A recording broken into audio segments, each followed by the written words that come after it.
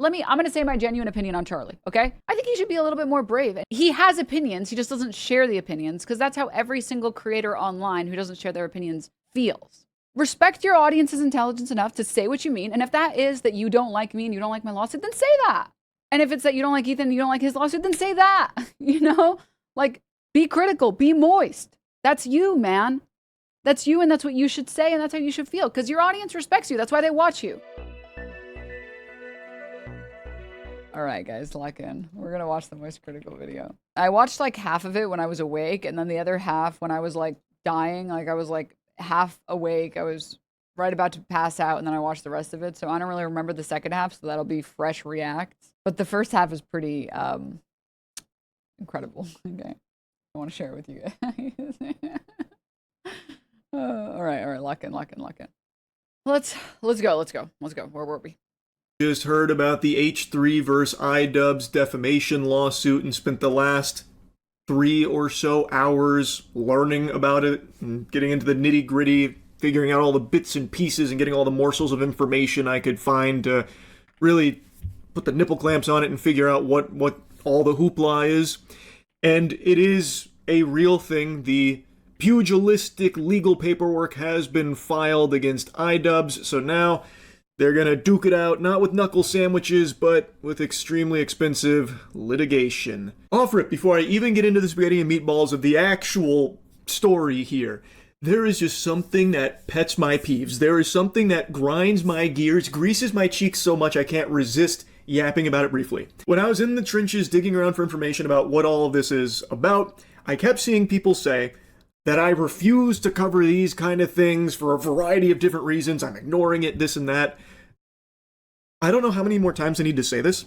I am just really not online that much these days. The only streams I watch are like the Summer Games Fest and like events like that, but I don't watch streams. I don't watch a lot of YouTube, and I don't go on Twitter, like, at all. I still...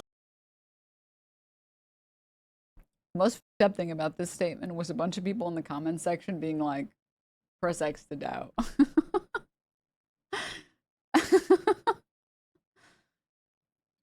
Oh my god, dude. I will tell you guys, outside of making content, I do spend the majority of my time playing video games with friends, so I do miss a lot of stories and I don't keep up with a lot of stories. So I get it. I understand when you're like on the internet but you're pretty normie core. But like, you make videos every day consistently, and you know what, let me see, hold up, let's pull it up. And you stream this often. This is for the past 3 months. 64 active days out of 92 days. Like, you're online, man. You're online. Stop it. Come on, dude. Come on, man. And that's why there's people in the comments, in his comment section, being like, not that online. Okay. Okay. have Twitter because I send and reply to DMs through there sometimes for... Wait, actually, I'm kind of curious. Hold up. He's more active than I am. Oh, no. Oh, no. Twitch is my main platform and he's more active than me. Oh, no. I only have 49 out of 92 active days. Oh, yeah, but he's mostly playing League. Oh, well, I can't tell if you're being legit or not. I don't watch his streams, so I don't know. But what I will say is, just by virtue of being someone that comments on things, you will get people who will tune in and will say, hey, have you seen this? Hey, have you seen this? Like, I would say at least 20% of the stuff that I talk about, or 20% of the stuff that I learn about online, is because people in chat send it to me. So, all right, let's get back to it. Like events, like Tyler won's League of Legends tournament. I heard from him on Twitter DM, so I have it for reasons like that. But I don't, like, doom scroll Twitter and see a bunch of things anymore. Look at the last tweet I made. So, like, I don't see a lot of these things that are going on anymore. But for some reason, everyone jumps to, oh, he must be ignoring it. He's got to be ignoring it. We can really tell a lot about this guy from the things he refuses to cover. He's so hurt by this. Aw. Almost feel kind of bad. I didn't mean to hurt your feelings, Charlie. I just don't see them. The things I do hear about come from my friends sending them to me, or when I stream chat telling me about them, putting them on my radar. But if neither of those two avenues show it to me or tell me about it, I just never hear about it. And I'm not even a fucking streamer anymore, not full time. I'm like a semi-retired streamer. I stream sometimes. And sometimes I'll stream like 3-4 days in a row. I don't know what the point of this one was. He streamed June 1st, 2nd, 3rd, 5th, 6th, 7th, 8th. I think I've streamed about, how many days of June have I streamed? Don't know. I'm gonna get canceled for being a streamer that doesn't stream. Oh no! I've only streamed 4 days in June. Oh fuck! Oh fuck, dude! Oh my god, dude!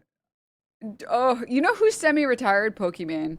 Let's go check hers. Like, Pokimane, I feel like more often than not, she's not live. Like, let's see. 3 months.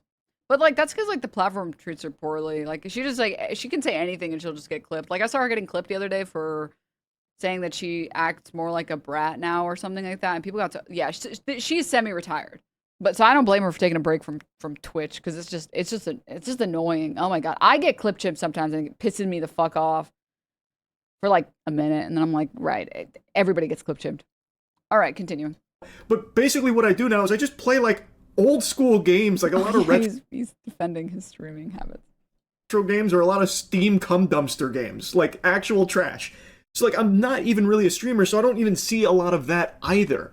So like it's not me avoiding certain things for a nefarious reason. I just literally don't ever hear about it, so I never learn about it. Now, there is some stories that I do hear about and get really invested in, like Bricks and Minifigs versus Reckless Bin. I've been very glued to that one, had my finger on the pulse of. But that was something I was put on my radar by friends and Stream Chat. So, genuinely, I am just not online that much, so I don't see a lot of it. So, with that out of the way, I did spend like the last 3 hours learning about this defamation lawsuit between H3 and iDubbbz because that did sound pretty. Okay, I just want to say, I didn't mean to, I feel like sometimes I say stuff and like, maybe it's like the girl bullying or maybe it's like the Arab household or I don't know. I don't know what it is. I don't know. Maybe it's just me. Maybe it's just me. But I feel like what I'm used to with like people that I know and I'm chill with or whatever is like roasting, like mutual roasting. And so sometimes when I feel like I roast someone pretty lightly, which is like, in this case, most recently saying about Charlie, being like, come on, pussy, cover it, or whatever. I don't expect anyone to get like hurt about it because I just view everybody else doing it like that. Or, like everybody, you know, like that's just what the internet is or whatever. And then sometimes I feel like I do like hurt people's feelings a little. And I feel like kind of bad. I'm like, oh, I didn't know you were like that, man. I'm sorry, man. You don't need to get defensive about it, bro.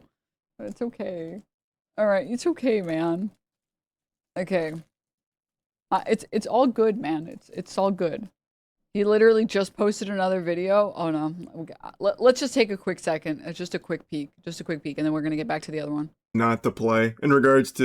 Yeah, I had a feeling it was going to be a pretty poisonous topic where the video title is just useless. Only winning move is not the play in regards to covering the H3 versus iDubbbz lawsuit.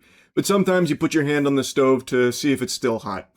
And boy howdy is it ever. Like I've always said, I treat this channel like a diary. I just blabber about things that I feel. Okay, so if you guys remember what I've said about Charlie in the past, this is just my vibe check on it. I feel like Charlie in general, he avoids any topics that won't give him a 90 to 10 like to dislike ratio. That's his like, his metric for covering content. Because he wants to be known as like, you know, normie content creator. He doesn't want to be in drama. He doesn't want to be involved in like nonsense, which is why he like said he's not going to touch drama for a little bit. I think that's when like everything was exploding back in the Hassan H3 stuff. Really, maybe it was before that actually. I'm not 100% sure. And so in general, he tries to talk about things where he knows the majority of people will support whatever stance that he has, and usually his stance is pretty neutral. Sometimes his stance is interesting. Like I would say, he's had like interesting stances in the past about like women on Twitch doing like hot tub stuff. And he's like, hey man, do whatever the fuck you want. Like, and then sometimes he's done the opposite. Like he's had sometimes stances where he just says what he means and he doesn't really care if it's like, it will get him the 90% upvote, but that's like rare. I feel like that's pretty rare. And I will say, I'm pretty sure the majority of people that don't and didn't talk about the lawsuits about Ethan Klein or regarding Ethan Klein, they didn't talk about it because they don't want to get hate from the internet, because it is a very like divisive issue in that if you cover Ethan Klein in an unfavorable light, you're just gonna get harassed by Ethan Klein fans. To be fair, though, it's like when this is what the Ethan Klein fans look like, it's hard to care about it. Like, let me just show you guys this one really quickly. Great opportunity to segue. I just posted a meme image. I was out all day. I was doing some like friend family stuff. And so I was like, oh man, this is when like the video dropped. I was so tired. So I was like, let me just post like a little photo. And then I posted this photo. Just like literally a normal photo of me. And then this comment, like it literally sent me like, this is what the H3 fans look like. The infantilism phase, puke emoji. Oh, so cute, side smile, gamer girl, constant cleavage, smothered in makeup, valley girl, vocal fry, not like other girls with an OF filled with pedo bait, much progressive, like Hassan talking about women. You set us back. Okay, can I just say a couple things? First of all, I set women back by posting a photo of my face. Second, smothered in makeup is so amazing because like I'm not even wearing my iconic eyeliner in this one. Like I literally just put on my tinted moisturizer because it doubles as sunscreen. And I think I applied like a little bit of blush. Like I didn't even wear like anything. Like I wasn't even wearing anything, any crazy so I don't even know how, like, I don't know how to do makeup is the thing. Like I don't, you know? And then also, why do you have a massive black hole behind you? Oh, you know, just fun to have. It seconds as a weapon, so it's nice. Third, fourth, what are we on? I don't know. Valley Girl vocal fry. I thought according to these people I sounded like a man or whatever. Like, what? How long have I had Valley Girl vocal fry? What? Like, I'm just saying, it's like, it's almost entertaining, the H3 fans that I get that are like mad at me, because like the way that they talk is so obscene and so fucking stupid. It's like, it's kind of fun. Let's hear your best Valley Girl. Oh my god, I just got back home from touching. Like, that's not even good. Like, oh my, it's not even good. It's literally, it's not good. It's not good. It's kind of annoying. I can't even do it. Valley Girl is like very Trisha Paytas for comparison. Oh, sorry, that's not good. That's not good. I think the Valley Girl is like, oh my god. I always think of the anaconda. Look at her butt. That's what I think of when I think of Valley Girl accent. Oh, anyways. Okay. As if Becky. Like, I can't even do it. Ugh. All right. And then I think like vocal fry. When I was like, I think I was watching a video or something, learning about stuff. Like, everyone has like a level of vocal fry. It's just very noticeable. Like Kim Kardashian is like strong on vocal fry. So I'm sure I have some vocal fry, but like I don't think it's noticeable. Also, like I like vocal fry. I like how vocal fry sounds. I don't know. I wish I had like more vocal fry. Okay, moving on. Back to it. Let's go. Oh, right. I was on a point. I was on a tangent to say, yeah, I think like the reason Charlie, I almost said Charlie Kirk, Charlie and all the other people on the internet did not cover the lawsuits is because they don't want to cover them, because they feel like regardless of whichever aisle they sit on, they're going to get hate. And if they say like, well, I think Ethan should be able to do this, then they're going to get hate. And if they say, I don't think Ethan should be able to do this, then they're going to get hate. So I just, like, I thought it was, it's not really there's not really a good fence sitting position for the Ethan Klein lawsuits. They're just, like, there isn't a great way to do that, right? Feel like talking on, just sitting in my chair, kicking my little 5'6" petite leggies around, and just giving my thoughts from the old steel trap up here on it. And one topic I've always covered is creator lawsuits. So, when I heard about the H3 vs. iDubbbz defamation case... Wait. This is his new video. This is his new video. Wait a minute. When I was saying he should have covered it, a bunch of people said he doesn't cover lawsuits. He doesn't cover, a lot of people started calling it drama. It's like, dude, it's a lawsuit. I don't know how it's drama. The people who were saying that were fucking idiots. But I thought it was like, okay. Sorry, I'm like kind of going in circles right now. I'm trying to like stop the loop. I said it because it's obvious, but also if I didn't say it, I think it's still obvious. He tends to cover things that are 90% plus approval ratings, and he doesn't want to cover things that aren't that, because then you get caught in the weeds and then you get caught in the crossfire and it's not fun. And straight up, if you already had a pretty successful career on the internet, I get why a lot of people don't do it. I have a lot of respect for like the Fantanas of the world that are like, I don't care if this gets me hate, and like I lose some fans that just want to watch me like review music. I don't care. I'm going to say what I want to say. But I also do think that it's like, you don't become an overwhelmingly liked figure like by normies like MoistCr1TiKaL by taking, you know, aggressive stances on things, which is why I've always said since day one, okay, are there people that hate me just because I'm a woman? Yeah, of course. There are people that hate everyone just because of whatever fucking reason. Like, there are people that are racist, dude. Like, sorry, I use racism because it's like, it's crazy to care about someone's skin color. Like, you're actually an idiot if you actually care about that. But I've always said since day one, the reason why I'm pretty sure most people don't like me is because I just say my shit. And some people don't like what I gotta say, and that's valid. That's fair. You don't gotta like what I say. It's not for you, man. It's for the other people that will like it. Like, I feel like if I made some people mad, I did my job. You know what I mean? Right? If you cannot be pro-Palestine without making people mad. Specifically, for example, people who are pro-Israel. Which is why a lot of, again, fence-sitters did not specifically Charlie in this case, because Charlie just doesn't talk about things that are political, so it doesn't make sense to talk about him. I'm talking about like the ContraPoints of the world. Contra, who talks about things that are political all the time, didn't touch Israel-Palestine for forever. And then once it was safe to, she was like, yes, I also don't like genocide. Genocide? Bad. It's like, I'm glad you waited until it was acceptable to say that. Congrats, girl. Congrats. Like, shut up.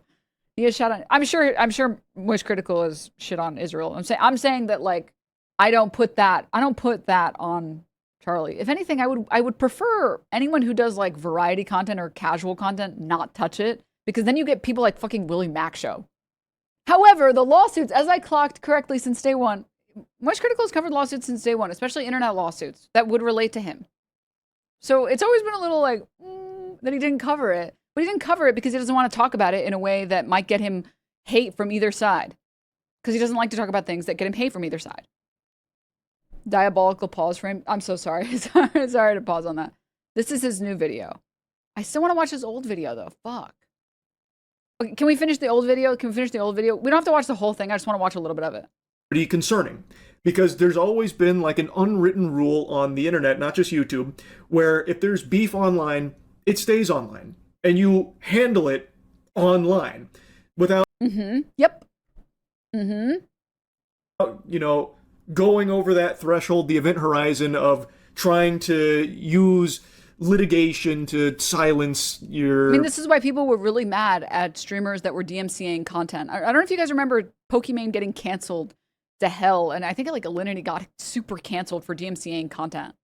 I think if people are transforming the content, if you don't like what they have to say, that's tough and whatever, but like outside of straight like reposts or straight up like clip chimps, like this is one instance where I will always say you should DMCA content when people put steak ads on your stuff.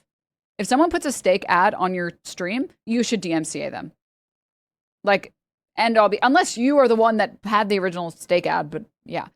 Like, you are being shown to endorse a product that you don't endorse, you should DMCA that account.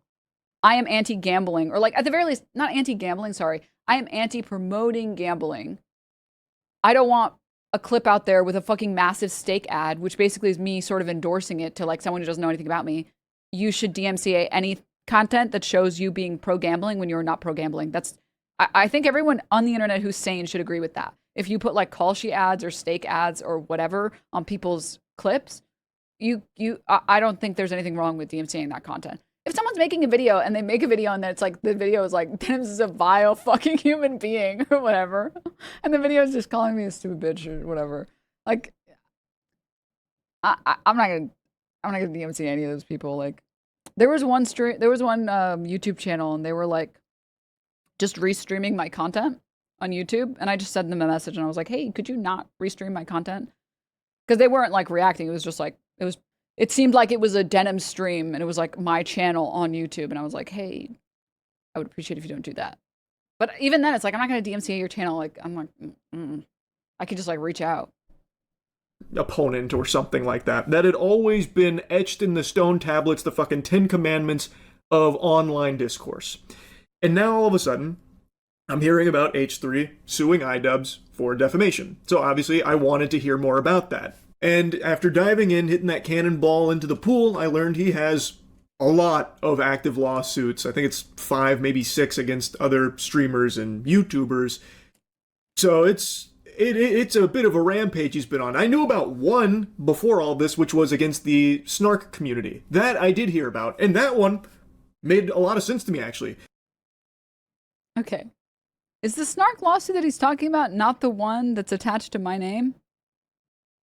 To be clear, it doesn't matter that it's about me. Like, I don't care about people knowing who I am or not knowing. Like, I'm literally like, who Omega lol? Like, I don't give a fuck about that.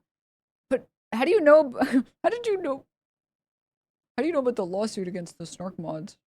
But you don't know about the other one? Like, that's the one thing I'm like kind of confused about. Like, I don't. You guys understand what I mean? That's the only thing I'm just genuinely, I'm asking a question. I'm just genuinely asking that question. Unless there's a different lawsuit that I don't know about against the snarkers. The snark community, from what I recall, was doing some diabolical, like, harassing, stalking stuff, sending CPS. I remember that, and like human skulls. Those things I recalled from like the snark community. So it made sense that he would pursue litigation there, because that is highly illegal fucking psychopath behavior. So that one I remember, and that one made sense to me. But when I was learning about these other ones, granted I haven't dove too deep into all of those because this is clearly a lot. I was mainly focused on the defamation one, but man, Ethan Klein has become like the Nintendo of YouTubers. He is extraordinarily litigious. Anyway, enough blabbering. What started this defamation lawsuit? I gotta say something. I'm impressed, genuinely, by the dedication to attempting to both sides. I'm genuinely impressed. I'm not joking. I'm impressed by that dedication. Because the problem with someone like Ethan Klein is that you can't both sides him.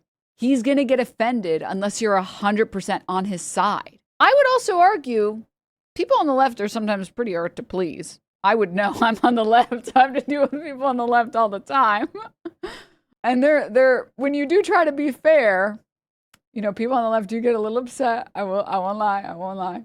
I get a little upset. Okay. I am not free of this. I watch other people do it. I'm like, well, first of all, you don't know the first thing about dialectics or whatever. So like, this is just like, there's a lot of dedication to committing to attempting to like the both sidesing with people who don't like it. Because I have learned in the real world, okay, I go outside sometimes. I know this is hard to believe, but I did have a job before streaming. People love both sidesers in the real world, although less so now with the era of Trump and the era of extremism. But prior to that, I would say people really love it. But this is like a really hard topic to middle ground because a lot of people have really strong opinions. Not everyone for sure, but a lot of people have a lot of strong opinions. And it's very split. But okay, continue. Suit was this iDubbbz stream. Okay, this is my watermark for the stream. I don't want any of my content being stolen. Got another Kalshi ad? I'm sorry, Fazium. We're all getting Kalshi ads these days. It's okay. So I do want to say, I have to say, I do really like seeing this stupid dragon every time. I love this dragon VTuber. I really like it. I know other people don't like it, but I actually really liked Scorched Legume. I thought it was peak. I don't agree with what's being said in this comment here. But I'm putting it on screen because I think it should be addressed because it's a big, bold accusation that's very fucked up. It is very fucked up. And it's despicable that he would think it's a good idea to post that there while knowingly aware that it's not true. So the message isn't Ian's. This comes from Destiny. And he found this screenshot and he kept it on screen for a very long time.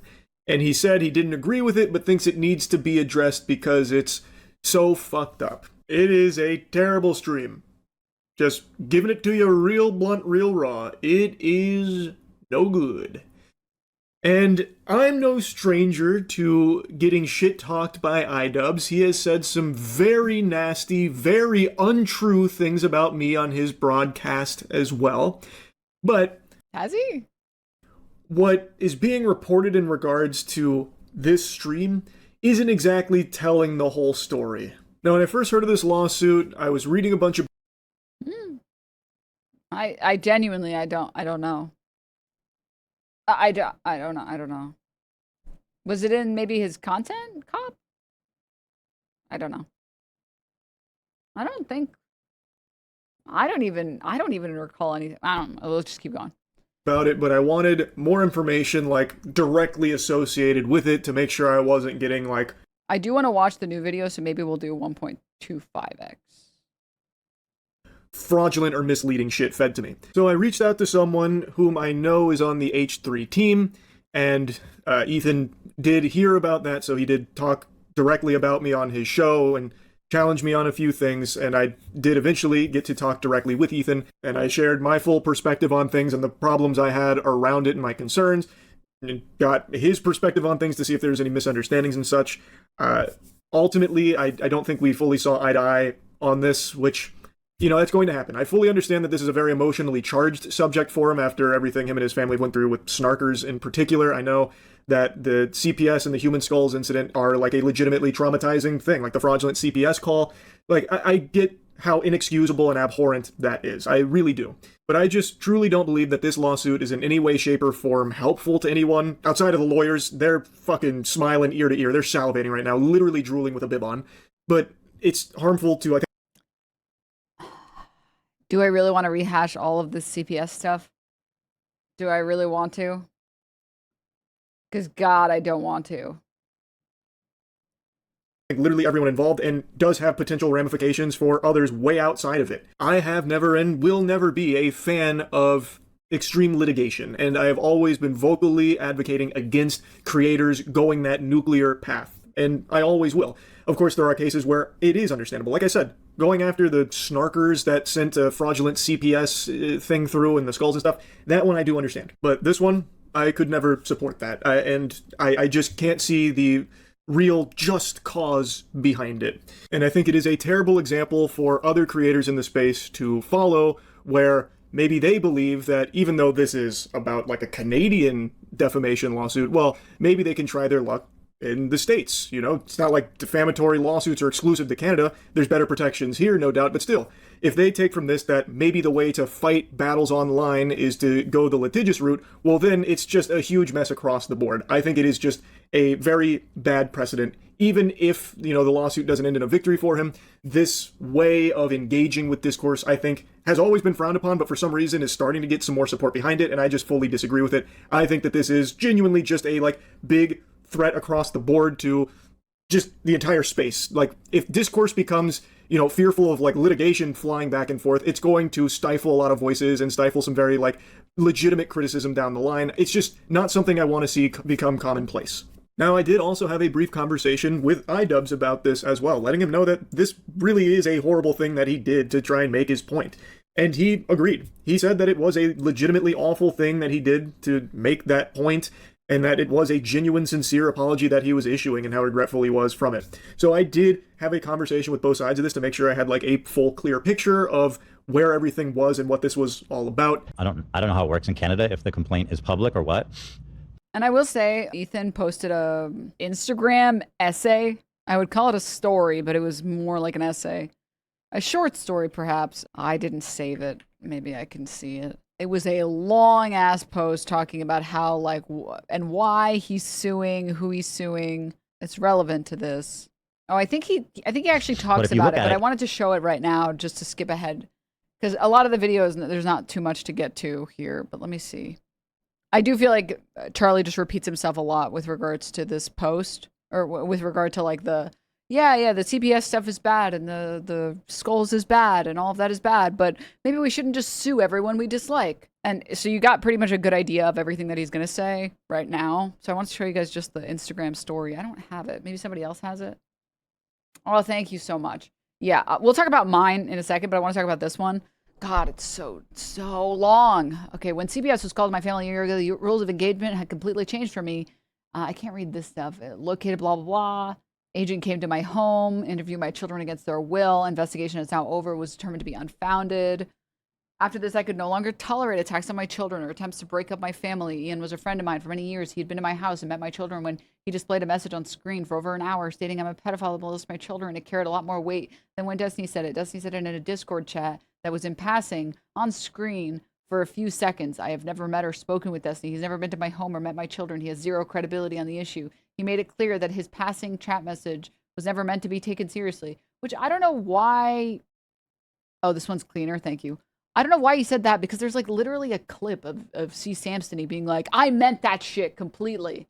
It's like, what? All right, and then make matters worse, Ian has supported the call to CBS. Wait, sorry, I skipped the sentence. Ian has met my family and my children, and the fact that he exploited that closeness to forward such a heinous, unforgivable accusation forced me into action. Well, blah, blah, blah. He spends time and celebrates the snark community from which the original CPS call came from. But isn't there like a clip of Ethan saying that they told him that it was a call from someone he knew? Whatever. Maybe he was just, whatever, it doesn't matter. I believe it was Ian's intention to cause harm to my family, as he knew CPS had already visited our home and still decided to rebroadcast the accusation for over an hour on his live stream. I pledge to do everything I can to hold him and anyone who harms my family accountable in any way I can. Because of the context, I believe I have a much more viable case against iDubbbz and Destiny. That's the only reason why I'm suing him. These are all the reasons. Oh, sorry. Destiny also lives in the USA, where defamation laws are harder to win versus in Canada, where iDubbbz lives. Why? I don't understand why he wrote this sentence in. You're just admitting that you're just like going to use the legal system where it's like strongest, but not actually fight on the issues that you care about or think are most importantly, or think are the most important. But he like did. But Destiny did like go in, and he said like there are like literally clips of him saying all this shit. It's like, I don't know, if you were going to win a case, I feel like you could probably win against him. Which I will say, credit where credit is due. MoistCr1TiKaL actually does say that. He says like, wait, Destiny literally said like explicitly that he supported it. Why? That's insane to not sue him. He emphasizes throughout that he does think it's a serious accusation that needs to be investigated, and that he doesn't think it's a joke, right? Now I know people are like, well, why? Now I can't speak for Ian, but I feel like for audience members, or at least me as an audience member, when I saw these streams, I thought it was obvious that the point of the message on screen, putting it on screen, was to say, look, Ethan is a hypocrite. He will talk about me, and he will talk about Anissa, and he will talk about Denims and Frogan and Casey, and he will talk about all these people because they're harming him in his personal life. But you know who he will never talk about? He will never talk about Destiny. I thought that was, again, this is just me as a layman. Like, that's just what I thought when I was watching. I was like, you're just trying to point out his hypocrisy and how he has this weird, like, he only saves the most aggressive comments and, like, the most malicious, I don't know about even malicious, like, the most harsh attacks for his, like, political enemies. But for some reason, Destiny's not in there. It's like, I've never met his family. I've never met him or anyone in real life. But he went in on me about all the CPS stuff at one point. So this like weird, like, well, he should know better. It's like, wait, then why did you attack all these other people for it? And then why aren't you attacking Destiny for it? Don't you sue Destiny for saying it? Well, Destiny made it immediately. First of all, this is a comment from Destiny, like made in passing. Ian put it on his screen for 2 hours during his main broadcast. Destiny made it clear that he was not being serious, right? Pretty much immediately after writing it. Like, nobody was like, yo, Destiny made this claim that Ethan molested his children. Oh shit. No, people knew that when Destiny said it was like, he was just being a dickhead, or I mean, he was being a giant fucking piece of shit, right? But he immediately afterwards made it clear that he didn't actually think that. But Ian took that. No, he didn't. He doubled down on it. What do you mean? And just because you're showing what someone else said doesn't make it not defamation, because you're showing essentially this accusation bare of context and also kind of saying that you think it's true, right? Now, after hearing Ethan explain that, I actually made the noble sacrifice of going back and watching the entire iDubbbz stream segment with this in it when he was talking about it. Boy, howdy. I'm not a hero. It was brave, but I don't need your flowers. That was agonizing. It was heinous, even. It was brutal. This whole segment where he was talking about that, I think, was really, really rough.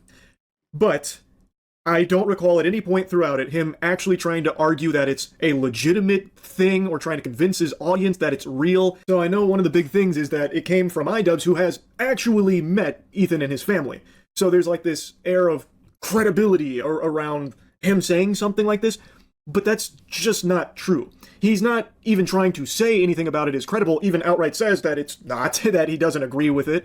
So The problem is, chat, I don't know Canadian law very well, so I can't comment on what would be considered defamation under Canadian law.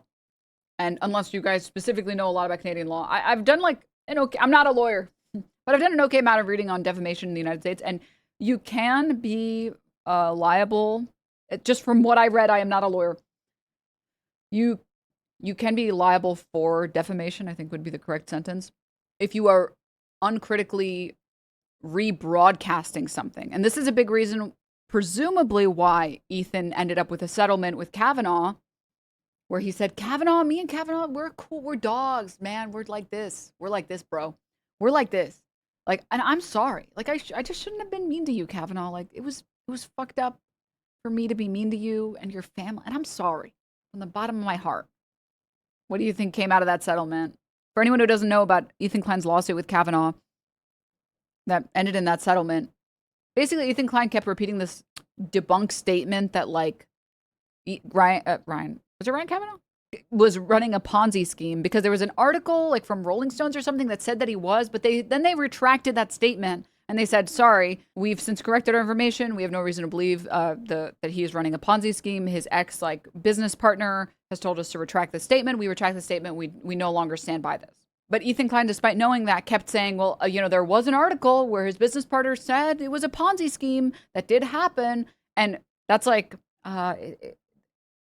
it's considered blatant disregard for the truth or something like that. I don't remember the exact terminology, like that there's like malicious intent and then there's also like just like disregard for the truth. Like you should know better if you're covering this. Reckless disregard for the truth, I think, is the statement or the term. And like that was an example of him, of like not caring about the fact that he's accusing this guy of having run a Ponzi scheme, and he's just saying, well, some other guy said it, but that's not a defense. You can't use that defense and just say like, well, some other guy said it, so I don't know. That's not good enough. But that's American law. I don't know about Canadian law is the thing.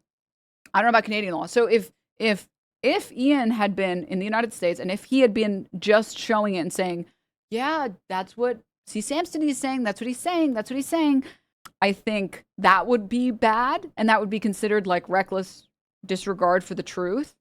But that's also not what Ian did. He said specifically, I don't think that he did this. I'm just like, why won't he fucking cover it? What, just because it's like Destiny saying it? He won't cover it because it's like Voldemort or whatever? But that's American law, and their lawsuit is in Canada, and I don't know Canadian defamation law like at all. So I don't know how that's. I know Canadian law doesn't treat lawsuits as careless is the wrong word, but carelessly as we do in the United States. In the United States, it's kind of like all one big like show. But I know Canadian law takes lawsuits very seriously, and you need to treat them very seriously. That's the smallest thing that I know. So I don't know enough. I don't know more than that. I don't know more than that. They also don't have anti-slap. But if you're talking about actual like malice or a reckless disregard for the truth, and that's why you're suing someone, like, what do you mean? Like, Destiny was just joking around and he didn't mean it and he retracted it. It's like, then what the hell is this? Everything has to tie back to me. And Hassan has had a lot of success in trying to tie people back to me. Like I said, I think this is why I call Ethan a pedophile all the time, who fucks his kids or whatever, is because Ethan gave in, because he's a spineless fucking hack, to this type of attack where he's like, no, I'm not like Destiny. Destiny doesn't get me talking about. How is this not a reckless disregard for the truth? Like, for him to say like, oh no, like that's not, I'm not going to sue Destiny because he took it back and he didn't mean it like that. It's like, dude, what the hell? Yes, he did. Oh my God. He's not trying to present it as a real argument based on, any of his experiences knowing Ethan and his family. Also, I will say that I think Ethan Klein is terrified of this guy. So it's just kind of like legit. It is, to me, it's super funny that he has so much smoke for everyone that he thinks he can bully, but the person that he's fucking terrified, he just keeps very overtly running from. And it's like, yeah. Now, while Ethan is 100% correct that iDubbbz says that this is a big allegation that Ethan should be addressing, he's not doing it earnestly, or at least I don't think he was. It's actually really kind of hard to tell. The whole segment was fucking awful, and the point he was trying to make was really dog shittily done. But what he's trying to say is that clip right there at the end, where Destiny said this extremely outrageous, outlandish, disgusting thing about Ethan, and yet Ethan doesn't have smoke for him, but he does for the other people that he's gone after through lawsuits. I'm pretty sure that's the point he was trying to make by putting that on screen. Like, look, Destiny has said something absolutely despicable, yet you don't have that same energy for him as you do for the others. Unless I've blanked out and like erased moments from my memory from this segment, I don't recall him saying that this is like a serious thing he believes in and is presenting it as such. Like about Ethan is this, and this is a real allegation that really has a lot of water to it. Now this does. And like, I gotta say, like, singular one credit for Charlie on this. It's like, how can you have smoke for this guy who's doing like a bit or whatever, and is saying like, dude, why are you so scared of C. Samstony? What the hell? Why are you so scared of this guy? Like, you should, if anyone else had made that statement, anyone else, can you imagine a world where I wrote what C. Samstony wrote, and then I said what he said in this clip? Just for a moment, close your eyes and imagine it. He would not be saying, well, her statements hold no water because she's never met my family, and she was just joking around. No, that would never fucking happen. Are you crazy? That would never happen. He's just not going after him because it's like, I don't know, maybe he doesn't want to bring back pedo troll and have another pedo off or whatever the fuck. Like, maybe he doesn't want to go into another mudslinging contest. So yeah, I just think it's like, it's very cringe to be like, no, I'm not going after him because I just don't wanna. I just kind of like don't want to go after him. But Ian, I am going to get your ass, Ian. It's like, what the fuck? That's weird. Okay, that's basically it for this video. You guys can watch the rest of it if you want. It's a lot of just the same. This like 13 minutes. It's the same 13 minutes like 2 or 3 times. He just basically says like he doesn't think that Ethan should be suing all these people, and it's insane that he's suing all these people. And if someone is just doing content on the internet and they're making fun of you or whatever, that like grow up or whatever. So let's watch this new one. Let's get into it. Let's start it over again. All right, let's go. Yeah, I had a feeling it was going to be a pretty poisonous topic where the only winning move is not to play in regards to covering the H3 versus iDubbbz lawsuit. But sometimes you put your hand on the stove to see if it's still hot. And boy howdy is it ever. Like I've always said, I treat this channel like a diary. I just blabber about things that I feel like talking on, just sitting in my chair, kicking my little 5'6" petite leggies around and just giving my thoughts from the old steel trap up here on it. And one topic I've always covered is creator lawsuits. So when I heard about the H3 versus iDubbbz defamation case, I will say, I know I already said this 2 seconds ago, but it was really funny that I had a bunch of people in my replies being like, why the hell would MoistCr1TiKaL cover your lawsuit? He never covers creator lawsuits. It's like, and then here he is saying, I always cover creator lawsuits. It's like, why were there fans in my replies saying that other shit, man? Like, what the hell? Hey, huh? I wanted to take a peek into it, sink my teeth in there and see what's going on, because that is a pretty wild thing to learn about. And learn about it I did like a little scholar. It was a new lawsuit. It was only public knowledge for like 24 hours, so I did as much research on it as I could and watched the iDubbbz stream that started, that is like the main catalyst of it. I watched the H3 stream where he explains his lawsuit, and I talked to both parties, iDubbbz and Ethan, to try and get the clearest, most complete picture of everything going on here. And then I just gave you my view on it from the old Floridian homunculus eyes.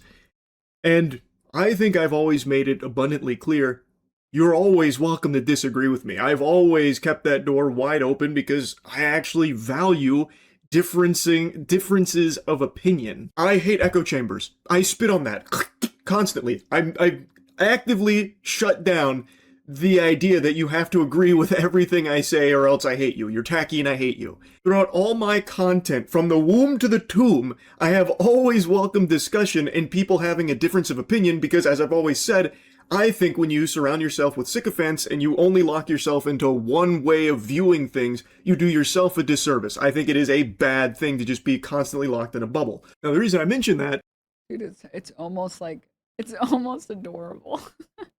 You guys know any like unsavvy political people? And it's like, oh, you're so adorable. You got it, buddy. You got it. Keep going. That's how I feel. It's just it's I don't know how to explain it well.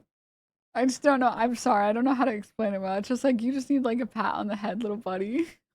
You got it. You can do it.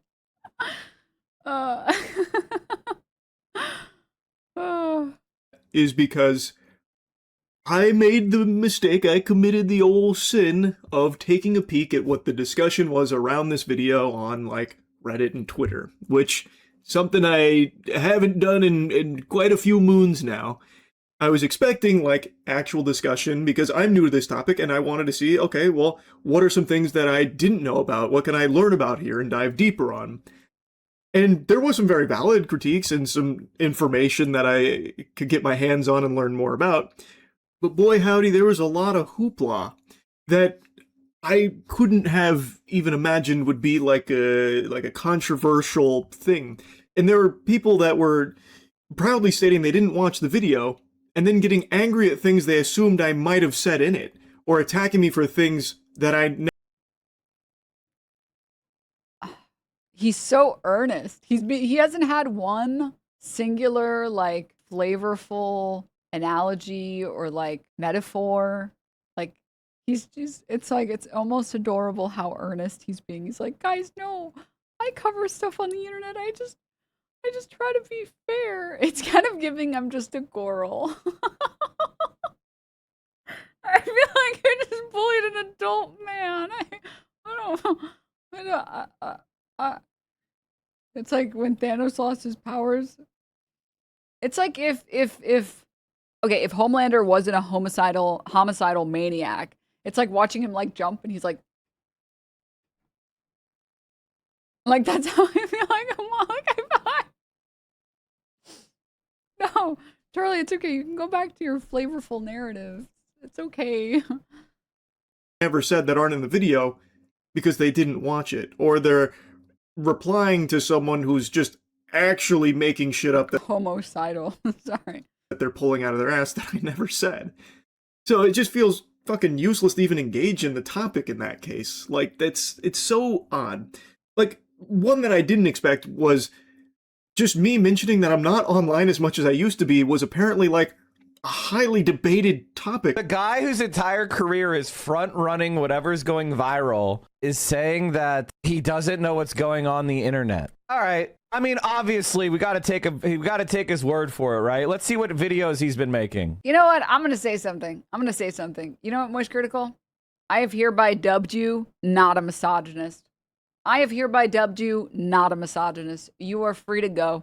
Do not collect 200, but you can pass go. All right? Because let me say, Mike here has way more colorful language than I do. And all of my opinions are tempered language-wise and presentation-wise because I get clipped all the time because people love to hate women on the internet. So allow me to say something, which is finally, someone is clipping Mike and talking about Mike's language instead of clipping me. So you know what? Not a misogynist. Here you go. You got the label, not a misogynist. You're free to go. Not a feminist either. Not even an egalitarian. But you're free to go. All right? Because, like, for example, let me say the Emeru stuff, I really did not say much at all, okay? All I said was, shit, aren't there some things that are so important that you should have an opinion about them as an adult who votes in this country or can vote in this country? Like, imagine asking someone, like, in Nazi Germany, like, hey, do you have any opinions about, like, the Nazis? Or asking someone, like, in Poland about it, and they're like, no, I just don't really get politically involved. Yeah, I'm, like, in my late 20s. I just don't, like, I just don't care about politics like that. Like, that would be an insane thing. Like, that would be crazy. You know, like, I started showing up at people's doors and grabbing people off the street.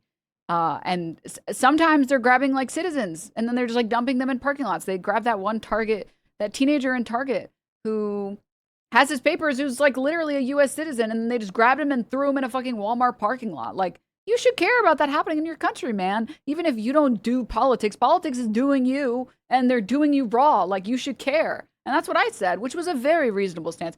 And let me tell you guys, Mike's coverage of Emaru was scalding hot, okay? It was insane, and nobody cared, all right? So I have to say one thing, one bit of credit to Charlie, which is at long last, finally, I am catching a break around here, okay? Because I don't even say crazy. I'm not even screaming on my streams, man. Like, bro. Lego. Didn't he just drop this video and you only just publicly reacted to the first one, so you might not have picked up your reaction had been up? Well, yeah, but I have that like clip of me that like went semi-viral where it was me saying like, come on, you cowards, talk about the lawsuits. Watch Mojo got even more pathetic. Degenerate cringe. Lego vigilantes. Lego scandal keeps getting messy. But responds to the Lego scandal. Lego scandal is getting extremely dangerous and scary. Cringe officer embarrasses himself. Lego scandal keeps getting crazier. The gist of it is, when I was talking about the defamation lawsuit, I also mentioned that Ethan has other active lawsuits against other creators, and I mean, let me say something.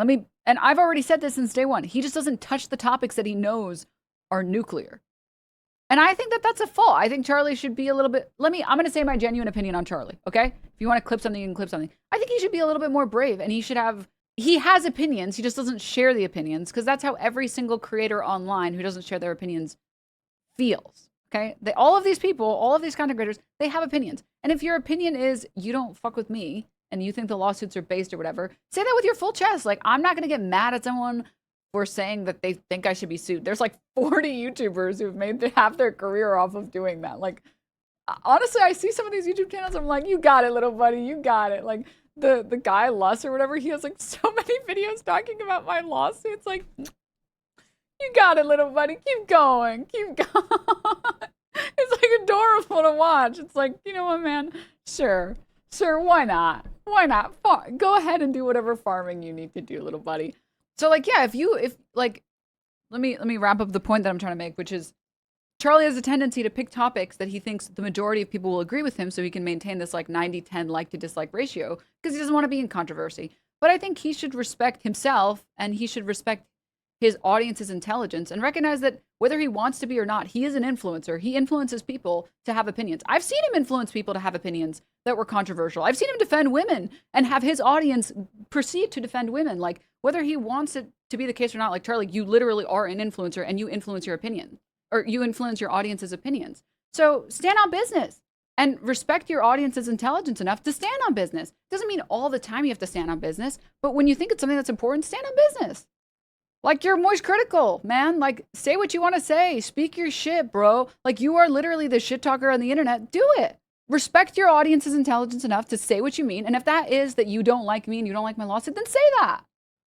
And if it's that you don't like Ethan and you don't like his lawsuit, then say that. You know? Like, be critical, be moist. That's you, man.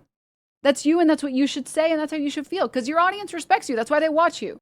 You're not like XQC, who like people watch him because they're like, oh, look, the zoo animal is being a zoo animal again. Everyone throw peanuts at him. Like, you know what I mean? Like, be that guy. Be him. You can be him. So do that.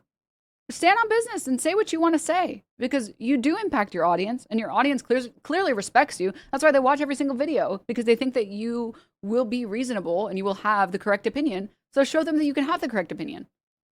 Be critical, be moist.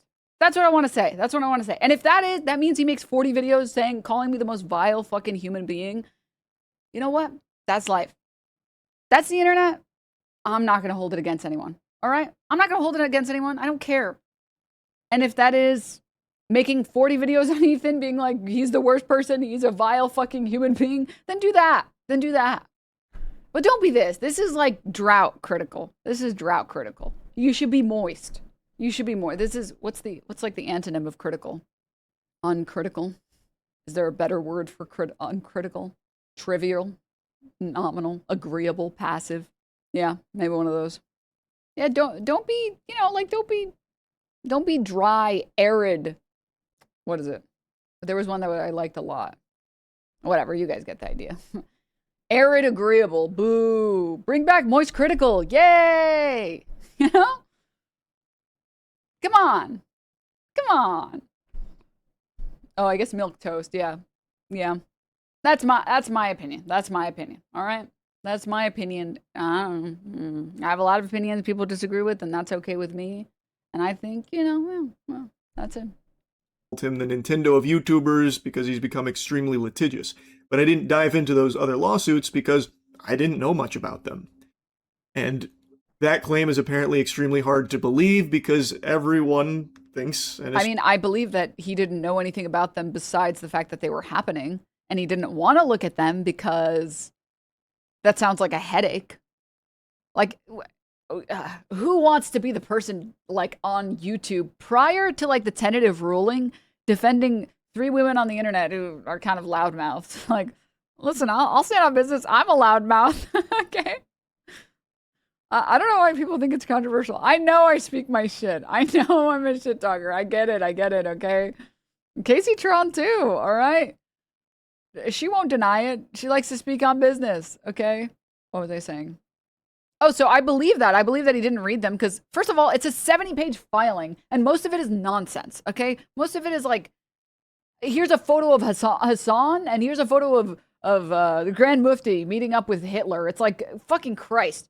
I had to read the lawsuit because it's my lawsuit, and I didn't want to read that lawsuit.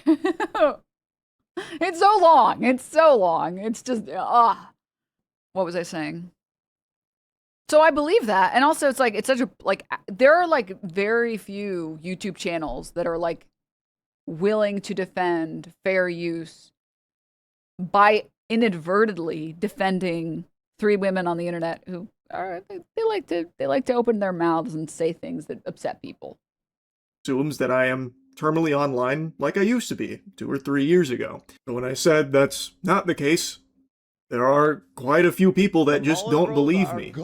Listen, let me say something else. Okay, there is a massive difference between being online and being terminally online. Being terminally online means that like your mental health is being negatively impacted by the internet because you're over consuming it. But you can be consuming the internet in a great deal and not be over consuming it. Like, I will be real, every single time my Twitch tracker, not Twitch tracker, the like Twitch recap at the end of the year comes in, I've watched like 20 hours of Twitch. Like, I don't watch a lot of streams. I don't. I have to clock in, like, I like end stream, I'll like work out. I try to record some content for Instagram. And then I usually, if I have free time, I spend the rest of the time playing video games with my friends. Or I go outside to hang out with my friends. I woke up yesterday, I had a bunch of work to get to, and then I went on a hike with a friend. So like, I get it, like, but I'm pretty online because I know what's happening for the most part. Although there's some stuff that I don't keep up with. I know that what's happening, like, it would be crazy if I didn't know. I'm online enough that I know. I know of it at least. Unfathomable moment, so it must be a lie. So here's a streamer debunking by going through my channel and noticing I've posted a lot of videos on Lego, for example, because of the big Lego scandal, which I think is a very interesting example to use off the point he's making about me front-running every viral story. Because with the Reckless Bin versus Bricks and Minifigs Lego scandal, I actually was getting called out for avoiding that and ignoring it because I was late to covering it. Reckless Bin dropped part 1 on May 21st. And I heard about it from Stream Chat, and then a friend sent it to me as well, and I made my video covering it on May 26th, 5 days later, but in that interim, people were saying I was avoiding the topic. I just find it fascinating how, if I cover something quickly or extensively, like in the case of the Lego scandal, that's a problem. I'm just front-running shit to capitalize off the virality of it. Tough titties, bro. Tough titties, man. I'm sorry. That, unfortunately, when you become even a little bit like the newsman on the internet, that's tough, man. That's tough. I get that all the time where it's like, it's interesting that you didn't cover this. It's like, first of all, I did cover this, okay? Excuse me. Second, sorry I didn't immediately cover it. Oh my goodness. So like, it's tough, man. When you're the person that's supposed to be like breaking stories, even if they're just like fun stories, a bunch of people will just get mad. Like, that's just like, let me see something. Wait, there was someone that I read the message. I like the guy. There's no way he never heard of the whole thing Ethan's been up to, including losing your lawsuit, harassing similar smaller creators. I'm going to be the outlier. I don't think he's being dishonest. He didn't know after the initial wave. No one really talked about it, but up until the tentative ruling, he bought a farm and is not online nearly as much anymore. Like what became a national story. Ben is way bigger than Ethan. But yeah, but he was covering the Reckless Ben story before it became more national news. If anything, I think he propelled it into national news, right? I would say the most good faith interpretation, and also what I genuinely believe, is he saw the lawsuits, saw the shitstorm associated with the lawsuits, and decided he didn't want that smoke. He saw like, oh, Ethan Klein is suing Denims, Casey Tron, and Frogan, and was like, I'm not touching that with like a 10-foot pole. No. And arguably, those lawsuits were way more visible to him than the iDubbbz lawsuit. Because the iDubbbz lawsuit, the only way that people found out about it was like from like one or two Ian's like streaming about it, and then like one Ethan Klein stream about it. Whereas like my lawsuits, or like my lawsuit and Casey's and Frogan's lawsuit, we got a full-length video. A full-length H3 Productions video. So like the idea that he didn't hear about it, or he just, like, didn't know about it, it's like, no. You knew about it, you just like didn't feel like looking into it because it looked like a fucking mess. Which you would be right, it was a fucking mess. It is a fucking mess. I believe him when he says he doesn't really know that much. Because like most people who have picked a side don't even know that much. I mean, I run into people, there are people that come in, and I don't mean this harshly, or I don't mean this in a rude way. There are people that were coming in like every day being like, are you going to do like an anti-slap motion, that don't even know it's a federal lawsuit, so I can't do that. I can't like file an anti-slap motion because it is a federal lawsuit.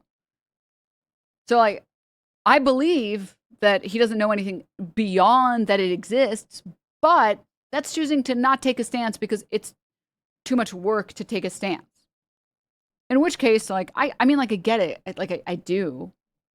But if I am late to covering something, well, that means that I was avoiding it and I must have known about it the whole time and had ulterior motives to avoid the topic out of cowardice, and I only talk about it when pressed. Feels like a lose-lose. If I'm too quick to something or too interested in something, so I make a lot of content on it, well, then I'm just there to front run it and capitalize off it being popular. But if I'm too slow to it, well, it means I was actually avoiding it the whole time, and when I do cover it, well, it's only because people pressured me. So where's the Goldilocks zone? I can't be too quick to something or too... The Goldilocks zone is you don't give a fuck about what people say and you do what you want to do and just move on. That's the truth. I don't know. Sorry. Like, people will be mad at you no matter what. Like, I could say literally anything and I'll get fucking clips and someone will be mad about it. They'll be like, you know what? Did I mention her camera's too big? Like, it's just, like, I just think you should cover what you want to cover and do what you want to do and fuck everybody who disagrees.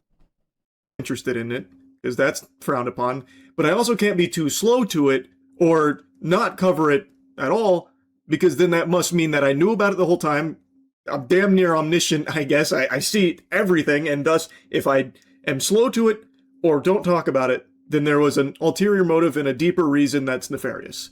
So where is the Goldilocks zone? I personally don't see why it's so hard to believe that, considering in a lot of the stories I cover, they have already been covered by... Where's the Moldilocks zone? Shut up. Also, dude, what the hell? Bro, I get up for 2 seconds and you steal my fucking chair. My mayor a thief. Bagel's still Jewish, though. You mind if we share, Mayor Cat? Yeah, you better not fucking mind. God damn it. Or I'll put you in jail again. And by that, I mean I'll give you a bunch of treats and I'll squeeze you. Alright, sorry, what were we doing? Others, like Dolan Darkus, for example. Slop Live has beaten me to, like, every topic for the last year, basically. And the way I find out about a lot of the things I cover is through, like I said, friends sending it to me, or when I do stream, which isn't daily, I'm a semi-retired streamer, but when I do stream chat, putting things on my radar. And naturally, what people are probably going to be sending are the popular things, because that's what they've seen. So that's usually what I get sent. But it's not all the time either. like on his stream as he was scrolling around talking about how it's only like, you know, the big popular stuff, he passed multiple things that weren't. Like that video about not enough people think about this. That's about sand. It's literally just about sand and sand related. Again, I already said this earlier, like, we just checked the Twitch tracker. Bro streams more often than me, by the way. Let me say that really fast. And it's not that, like, you necessarily will know everything because it's just not possible, but as someone who streams online, a lot of times I'll find stories because chat brings them to me. Like, that's the truth. Like, I don't... Like, I literally didn't even hear about this Lego stuff until chat brought it to me. Like, you guys have to understand the majority of my... Like, I get where he's coming from. I do. Because, like, I really don't... There's... And it's not even because I do it, like, on purpose. It's just I really like video games. Like, because I'm a fucking degenerate. That's the truth. I watched, like, a 4-hour video about the items in League and the current meta. Because I'm learning League of Legends. Like, I'm, like... I don't know how to explain... that I really do understand what he means by, like, you're just not online. But the problem is, and the problem that I have with that argument, maybe his chat's different. Maybe his chat is totally different and no one ever comes in and says, like, are you going to cover this? I don't know. I don't know. I feel like when you're someone who covers stories, you will end up with people telling you if you're going to cover a story. But I've never been in his chat, so... Oh, someone in chat wrote something. I'm just gonna... your name is cool, so I'm just gonna trust you. Dr. Pickles Nipples. If it isn't a just chatting stream, he normally spends like the first hour yapping with chat. They'll highlight the current streaming and current events. While it isn't guaranteed, it seems hard he wasn't aware of the existence. Well, like, again, he said he was aware of the Snark lawsuit, right? And I don't think you can be aware of the Snark lawsuits without being aware of the other ones, because the only reason that the Snark lawsuits are proceeding is because of our cases. So it seems like it just doesn't make sense that you would know about those, but you wouldn't know about the other ones. You should know of them if you know of that one. But I believe him when he says he doesn't know that much, because he probably saw it and saw that it was like a shit show and was like, ah. Like, literally, like, the lawsuit against me is against me and does 1 through 10. Like, it's the same lawsuit. Or rather, it's the same case. Like, they're literally being sued for contributory copyright infringement. But if there's no copyright infringement in my case, their lawsuit goes nowhere, right? Like, you can't be aware of the Snark lawsuit without knowing about the other lawsuits, because they literally only proceed because of our lawsuits, right? That's why it says people being sued is like, it'll be like Denims and Does 1 through 10, right? And then they're personally fighting it by pushing for a motion to quash the subpoena request or whatever. But anyways, moving back to this part. Yeah, I feel like, again, like I said, like, there are so many stories that I have no idea that are happening, because I also spend a lot of my time not really looking or doom scrolling like Twitter, like legal squash. I just don't do it. Like, I really do. And I really think everybody else should use social media in a way that, like, brings them joy. And it makes me sad knowing that some people, like, doom scroll, like, genuinely doom scroll. I do most of my stuff on stream, and then I'll maybe spend, like, an hour off stream, sometimes prepping stuff that I want to talk about. But yeah, I don't really, like, I don't do a lot of stuff outside of, like, that. Like, I don't really doom scroll a lot. Like, if you need any better evidence, go to my Twitter. You'll see, like, I post very rarely on my Twitter. And I try to post. Like, I try to come up with, like, bangers. Most recently, I'm glad people really like this one. It was this post that said, "The world's first male lesbian."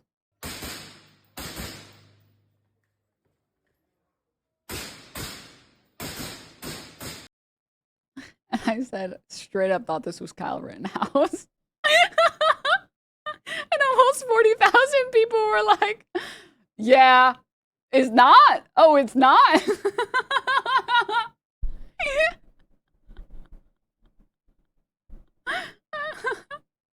Dude, he got crazy jiggle physics, let me say. Let me just say that. Let me just say. What makes you decide to post on main or alt? My alt Twitter is for, like, when I want to talk to you guys about stuff. And then my main Twitter is when I want to post things that might be bangers like this. Like this, my main Twitter is just for posting thirst traps and for posting bangers. That's my goal with my main Twitter. And my alt Twitter is like, I went to the park and I had some cake today. And it was fun. Here's a picture of my cat. Like, that's what my alt Twitter is for. All right, but moving on. So, like, I understand and I sympathize with, and I empathize with, like, you're not online, but, like, again, last time I'm going to repeat this. when you stream and you're known as someone who covers like creator drama or creator lawsuits or internet memes, people in your chat will like tell you about them, because I have a lot of people that come in chat and tell me about stuff that I had no idea was happening. The number of times that has happened is quite obscene. There are a lot of things I had no idea were happening until chat told me about them. Like the Lego thing. I didn't see the Lego thing at all until chat told me about it. Crimes like the Sand Mafia.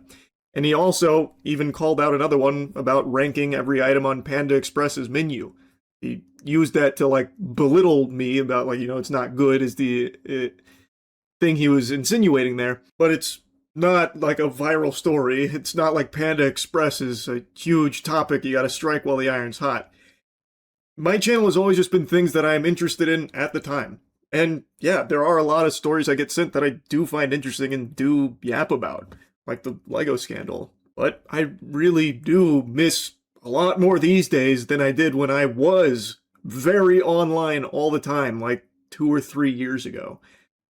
I don't know like how else to prove it to you. I mean, I guess like you can look at my Twitter page and see that I have 2 tweets in like the last 2 years, or on Instagram I make like a post every month and a half, and a lot of them are just me hanging out with my farm animals. Like you can check my streaming history and see that I'm not an active streamer. Like I'm an active streamer, but I'm not streaming with the same frequency I used to, and I'm not putting in really long hours aside from when I did Destiny 2 Salvation's Edge Blind recently, which was fucking exciting. But I don't really know how else to say it. I just don't see everything that happens online, and I can't believe that's something that's apparently like a big issue, again, or not to keep circling this fucking drain. So like, unbelievable.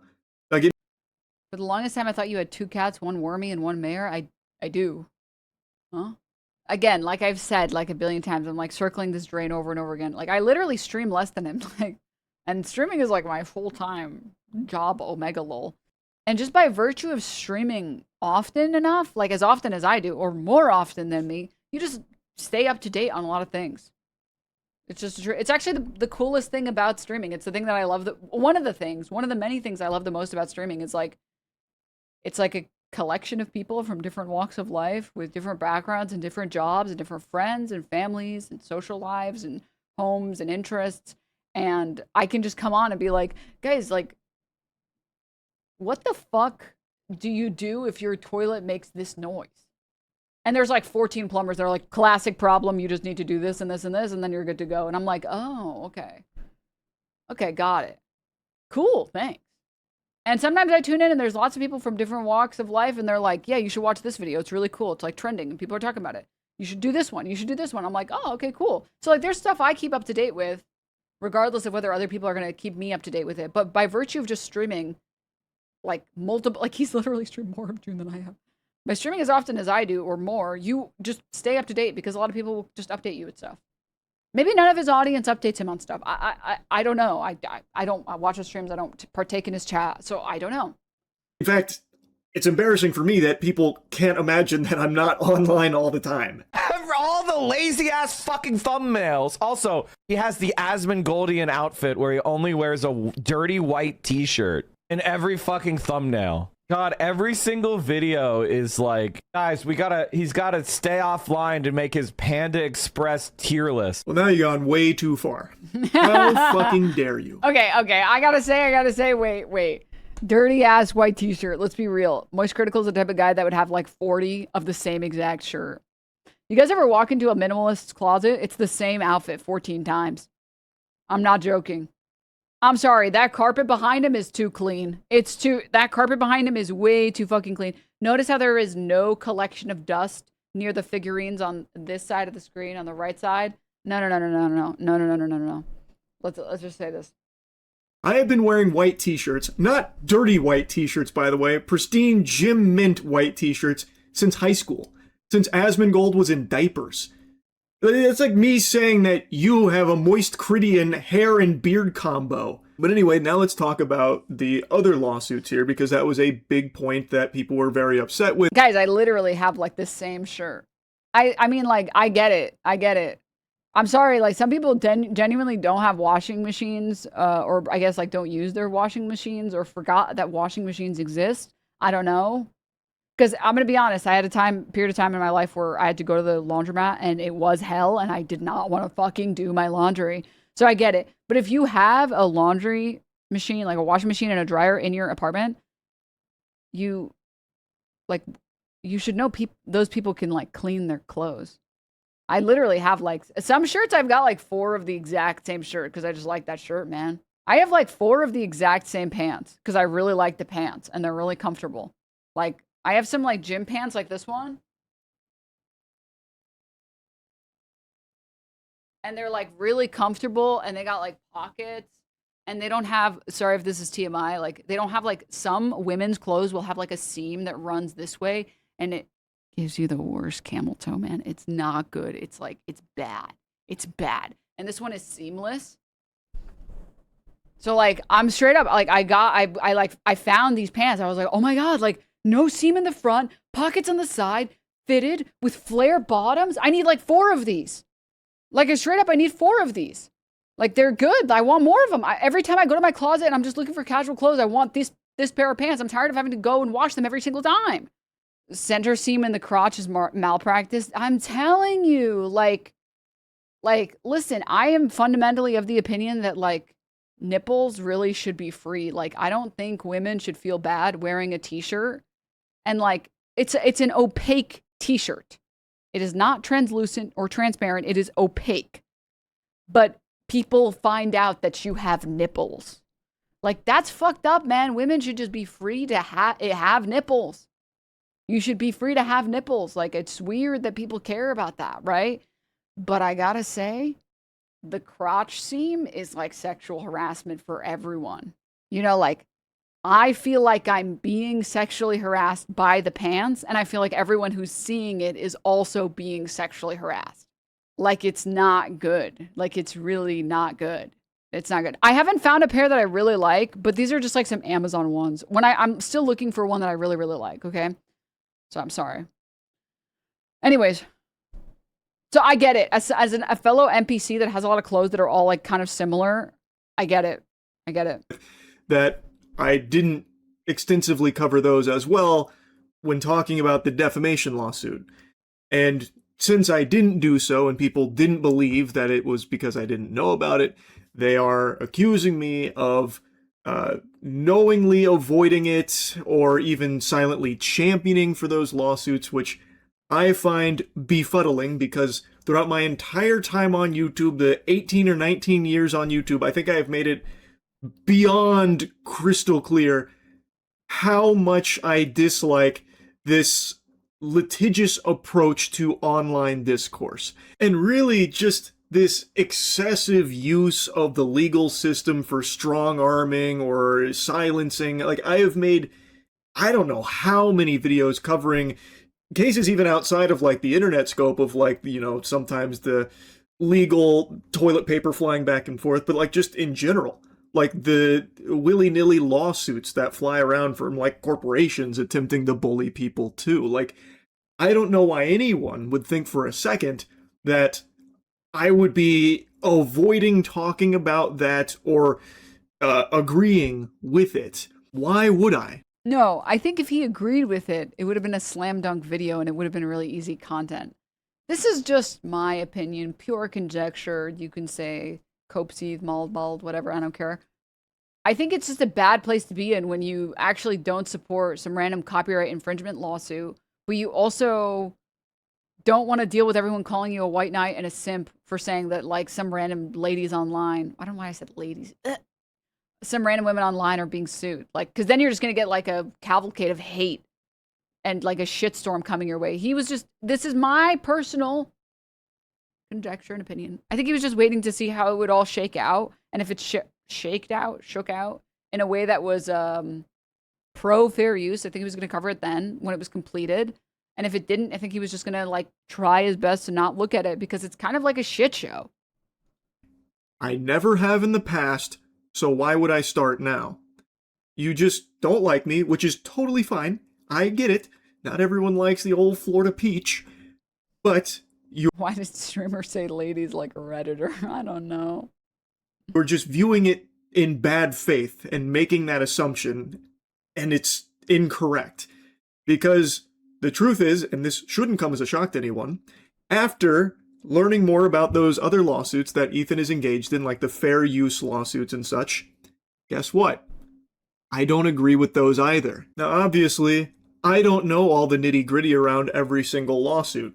I've only just begun learning about all of these, but from everything I've seen from the lawsuits that he has actively going on, there's nothing in there that makes me think that this is like the right way of doing things, or that this is different from other times in the past where creators have sued each other over disputes. Now, clearly, I don't know all the nuance and intricacies of fair use law. Ethan would certainly know that better than I, and many others would. So maybe he has some strong cases here, and in one of the instances with one of these streamers, it did seem like they were just uninterrupted playing the video without even an attempt to transform it. So maybe that could be like a easy fair use win for Ethan. But I just don't think that's a win overall. Like, for as long as I've been on the internet. He's so tepid. Aw, he's a little shy. It feels like, you know, like when you're at like a social gathering and then like a kid is too nervous to say anything. So the parent is like, do you want me to say something? What do you want me to say? And they're like, oh, I'm so nervous. Like, that's what I feel like I'm watching. He's like, well, I think some of the lawsuits, no, not so good. And maybe some of them are. And I'm just a little nervous. I'm a little nervous to talk about it. I'm just a girl. Me when I feed my ass off in bot lane, I'm just a girl. That kind of behavior is been frowned upon. And I really think if the targets were different, if it wasn't streamers that a lot of people don't like, the response would be very different to these lawsuits. Right now, a lot of people celebrate them because they just hate them. Well, I think, okay, if I would be so bold, I would say that that also applies to him. You are not free. You also belong to a society. And I think if you had seen positive coverage of our lawsuits and he was suing people like XQC, or maybe not even, maybe someone less of like a high profile, like if he was suing like CoffeeZilla or something like that, I don't know, like pick a smaller creator of some kind. CoffeeZilla is a pretty large creator as well. But I think if he was, you know, suing a content creator that people mostly liked, I think he would have covered it. I do. I think it's like, it's just like choosing to not look into something isn't the same as choosing to look into it and not cover it. But both are choosing to avoid something that you don't want to talk about, right? Which is like, I don't think that there's anything, you know, controversial about that. People that Ethan is suing. So they go yeehaw for it. But these individuals, like the streamers in particular for fair use, they are a fraction of the size of Ethan. So it's, to me, a hard case to make that he was genuinely like losing eyeballs because of them streaming it on their Twitch channel. And yeah, which is always like which is like something that we've all talked about for a really long time. Like a big part of like the React gate a long time ago with XQC doing the worm was that like he would react to the video, he would add very little, he'd add like fucking 5 minutes or something like that. And then immediately it would get re-uploaded to YouTube with like the same thumbnail, just with XQC's face on the corner and the same title. And then that video would outperform the original video.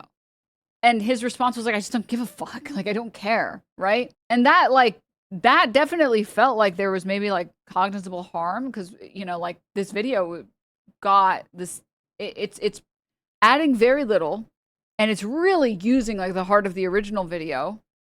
And there might be, especially because they're both on YouTube, there might be like some of these views, some of these millions of views might have went and watched the other one with like let's talk about like Caseytron as an example. It's like what did like first of all, they're different platforms. And I've talked about this before. Like if you talk to people who go on Twitch and you tell them what's the first website you go on when you wake up in the morning, they'll tell you Twitch. Not every single person. This is just like a random ass litmus test metric that I'm talking about. I'm saying that like Twitch and YouTube are slightly different markets. And the type of people that go on Twitch are a little bit different than the people that go on YouTube. And you'll see this when you talk to random people. Like there are some people that are like strong, like believers of being YouTube frogs, and that's what they are. They are YouTube frogs through and through. And some people are just Twitch frogs through and through. Like, they don't want to watch VODs. They want to watch it when it's live. And if it's not live, they don't want to watch it, right? So I do think that there are, like, a lot of people that do have, like, a strong preference. And I do think there are a lot of people who, if they watch something on Twitch, we're never going to watch it on YouTube, right? This isn't, like, an end-all, be-all. This is just, like, a random-ass litmus test, to be very fucking clear, just for a moment. Whereas, like, the harm might be more evident when they're both on YouTube. I haven't re-uploaded my VOD on YouTube for that. I didn't do that. And I will tell you, like, people like Casey, it's like, what, there were 1,000 viewers that watched her. I don't know what her total viewership was. I'm guessing. I'm just, like, picking a random number. 1,000 viewers that watch her on Twitch. First of all, you have to prove that those people are people that normally go on YouTube and frequently check out YouTube channels and YouTube content and watch YouTube videos. And then what would be like the fraction, what was the AdSense of those viewers exactly? Let's say that it wasn't fair use completely entirely. Let's just assume that for a brief moment. And let's fully steel man the lawsuits. Okay, like, what was that in AdSense? Like $10 or something, maybe? Like, it's so obscene. Whereas there is very clear harm when someone re-uploads a video and they added like 5 minutes and it's the same thumbnail and it's the same caption and it's the same title. And then that video outperforms the original video. Like that's like, oh man, we're getting into this weird territory. I don't know. Maybe a court would still find that transformative and it wouldn't matter. Who knows? But to attack a bunch of small creators who are like, dude, be real. Like, your video got how many millions of views? Like, yes, Casey really deprived you of views. Yes, friggin' really deprived you of views. It's just like so obscene. Right? And that's why Charlie's saying this, because he knows this. He knows the difference between watching a random stream that's like has significantly less viewership than like some random video on YouTube. It's like it's just different. It is like a big asshole thing for them to do, but let's be real, it's not hurting you, it's just you don't like them. And they don't like you. So this was a way of being able to get a big jab in there. And since a lot of the internet doesn't like them, they get to rally behind you as well, as opposed to start asking the question, why even bother? You already won, again, against that kind of behavior. The internet, from what I can tell, this is kind of post-mortem now since I'm super late to it, but from what I can tell, no one was really on the side of the streamers that were just blatantly streaming it without any kind of transformation or anything like that. So you already won. What's the point in continuing this further, paying big bucks to the lawyer just so you could also financially hurt them to further, get them? It seems like it's less about, fighting a just cause for fair use and more about like, here's some more ammunition. The big one that I've spent the most time looking into is the Denims case because it's the most recent and is being touted as a tentative loss. That's me. DNM Shake. It's me. Mention this DNM Shake. For Ethan, which I don't know what a tentative loss really means because it's not an official loss, it's still an ongoing lawsuit here. But the judge had like a very seemingly stern view on it that even cited Ethan Klein's previous fair use victory against him in his suit against Denims. Ethan Klein, a while back, it was a pretty scathing document, I'm not gonna lie. Had a landmark achievement in the fight for fair use against good old bold guy Matt Haas. And that ruling was cited here against him in this fair use lawsuit. So to me, that illustrates that multiple times, by the way, these lawsuits aren't coming from a genuine place of trying to enforce real fair use and are potentially just coming from a place of revenge. Now, I don't know the intricacies of everyone that's being sued and their relationship to Ethan and the snark community. I don't know. But from everything I've seen in these lawsuits, I just don't agree with going. We will fight to the end, all right, ladies and gentlemen. All right. I've always said since day one, I will keep you guys up to date with as much of the lawsuit stuff as I possibly can. And I hope you guys have felt like I have kept that promise. And I hope you guys have felt like I've kept the promise that I will fight as much as I can for as long as I can. And I am doing the best I can. So, and I hope I can give you guys more updates. So yeah, I hope I can give you guys more updates as often as I can. As you know, unfortunately, right now that's just there. I don't know when the next update will be. We're just patiently waiting to see what the judge will rule whenever he rules it, and it could be anywhere from like a couple days or weeks to months. So, yeah. All right, keep going. This extremely litigious path. There are very few lawsuits in this space that I think make sense. And like I said yesterday, the one that does is him going after the snarking community that allegedly did send a fraudulent CPS check to his house and human skulls, which apparently is taboo to even mention now for some reason. I got fucking dogpiled for bringing that up, but the reason he got dogpiled for bringing that up is because the question, you saying that it's like fraudulent is assuming that like no one, when Ethan Klein himself already admitted he doesn't even know who sent the CPS, and he's already admitted that they told him that it was someone that he knew. So for him to just go straight to blaming Snark is like, it's like kind of crazy. From everything I've seen, that did happen, right? Like I didn't hallucinate that or anything. So like that's a pretty fucking big deal. That's a pretty traumatizing thing. That is psychopath behavior. So if the snarking community is responsible for that, then yeah, it makes sense. And then the skulls thing got really weird when Taylor Lorenz posted the photo of like the skulls with like Skulls Unlimited, and like it's a photo of the Skulls Unlimited box on their like counter. It's like, what? But he said it was like an unmarked box that got sent to the studio. And then like the tag literally said like human skull, and it was like, wait, so why did you say it was in an unmarked box that somebody else found, but you sent it to Taylor Lorenz when it clearly showed what it was? Like, I don't understand like what the fuck is happening here. To go that path, because that is... And I think the reason that a lot of people were probably mad at the last Charlie, I almost said Charlie Kirk. Every time I say Charlie, I want to say Charlie Kirk video, was because when it's so insane to take Ethan at his word for so many things when he's just so blatantly lied about so many things.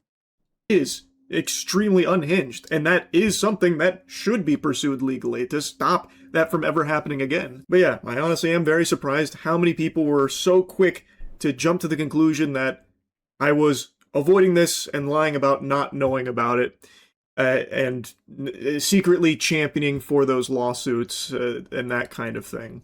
It's so upsetting because good faith is something that's just gone. It's completely flushed down the shitter. Anyone who would watch the video in good faith would be able to recognize, okay, maybe he is telling the truth and doesn't know about those lawsuits, which is why he hasn't included them there. I feel like that would be a normal thing to do, a courtesy to extend, considering I have always vocally advocated against this kind of extremely litigious path in online discourse and online communities. So why now is that no longer afforded the courtesy of, oh no, he definitely... Well, again, okay, so going back to the CPS thing and the skull thing and whatever, like, if this was all just about, like, the CPS and the skulls and everything like that, like, why wouldn't he just sue directly for that and try and unmask the person who made the original call? If he thinks it was a fraudulent call and that they attacked us, doesn't it make more sense to then pursue that lawsuit when it's actually, like, why is he suing for copyright contributory copyright infringement, right? Like, that's bizarro. Like, what? Because I agree. If you think it was a fraudulent call, a fraudulent CPS call, then you can't make anonymous calls. Last I checked, you can't make anonymous CPS calls in the state of California. So the person who made the call had to give their personal information and presumably verified.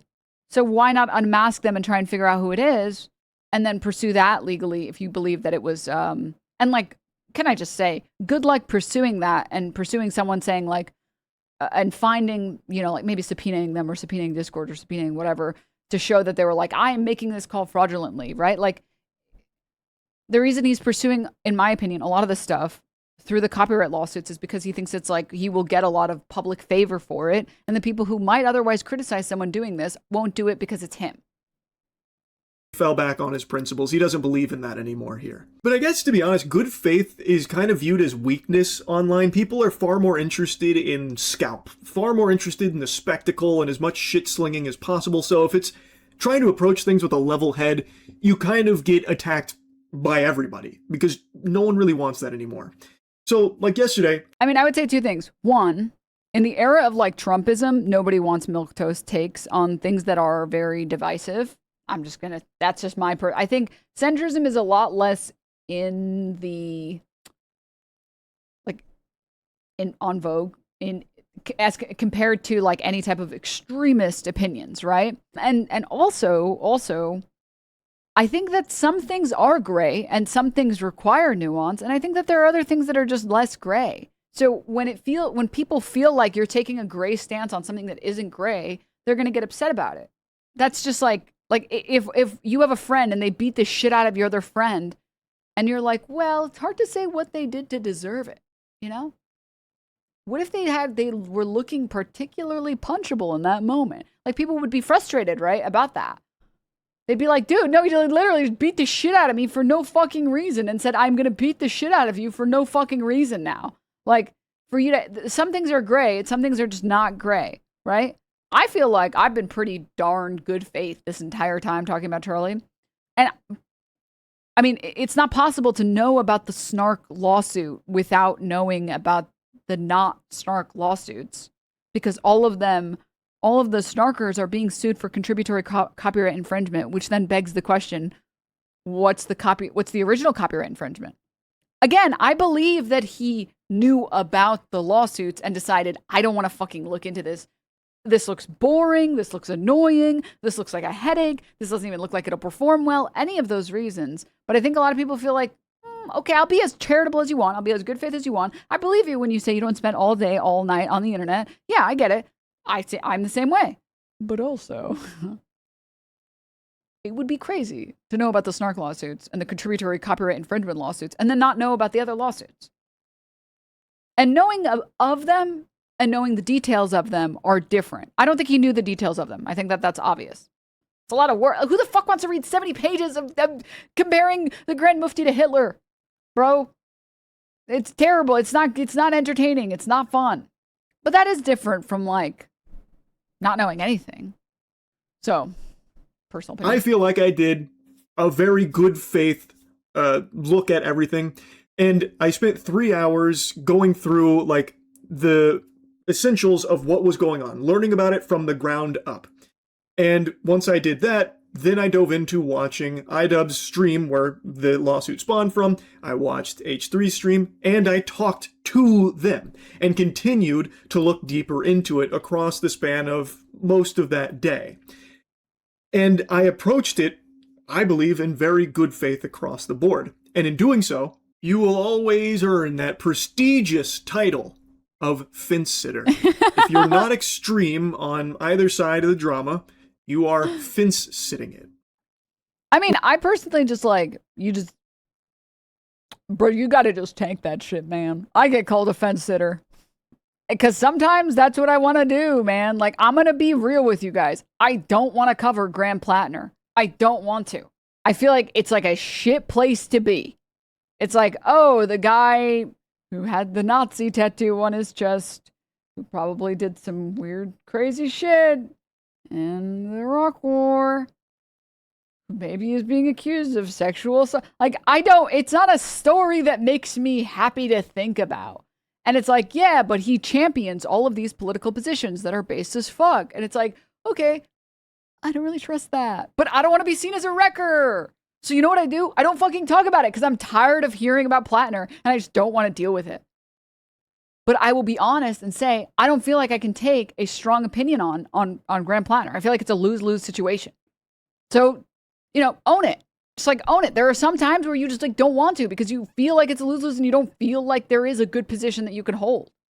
Didn't you call him a fencer? Yeah, I'm saying I do that too, but he's aware that he does it. So I don't know why he's being like, how could you call me this? Stop, don't call me this.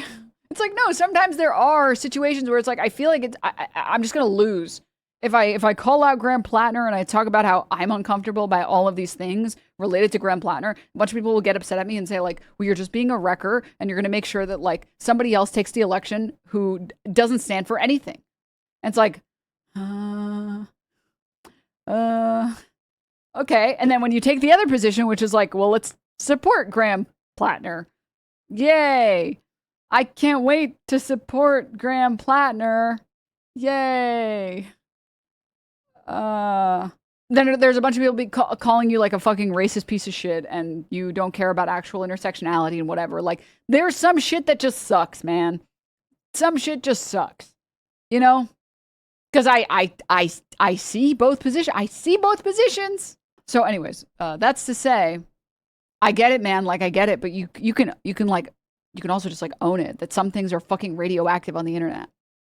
Mari says it best. I'm glad I'm not a main voter. I don't know if she said it before me, in which case I will give her full credit, but I did say that a couple days ago. Like, I'm just fucking happy I'm not fucking voting in Maine. Because for me, Tom Steyer is an easy choice. I don't care that he's a billionaire. If he's a class traitor to the billionaires, hell fucking yeah. Great. Listen, I've been duped by politicians before because politicians fucking lie. But hey, man, the opposition doesn't look that great. I'm going to take the guy that isn't taking any money from fucking Chevron and Airbnb and McDonald's and whatever. I'll take the billionaire that's self-funding because at least he's not beholden to anyone but himself. He's like, he sees McDonald's send $500,000. He's like, Tom Steyer has donated $500,000 to Tom Steyer. It's like, at least he's only beholden to himself. I'll take the guy that's not beholden to corporations and will do what he wants over the guy who I know will make the state worse. Like, that's easy for me to pick that. That's easy. Like, him being a billionaire is not enough to make me not want to vote for him. Because again, at least he's not beholden to any fucking corporations, right? Careful, that was self-funded argument was Trump's in 2016. Yeah, but Trump also said a bunch of crazy shit. Trump also said build the wall and get rid of all the Mexicans. Tom Steyer isn't saying that. Tom Steyer is saying we should tax the rich people more.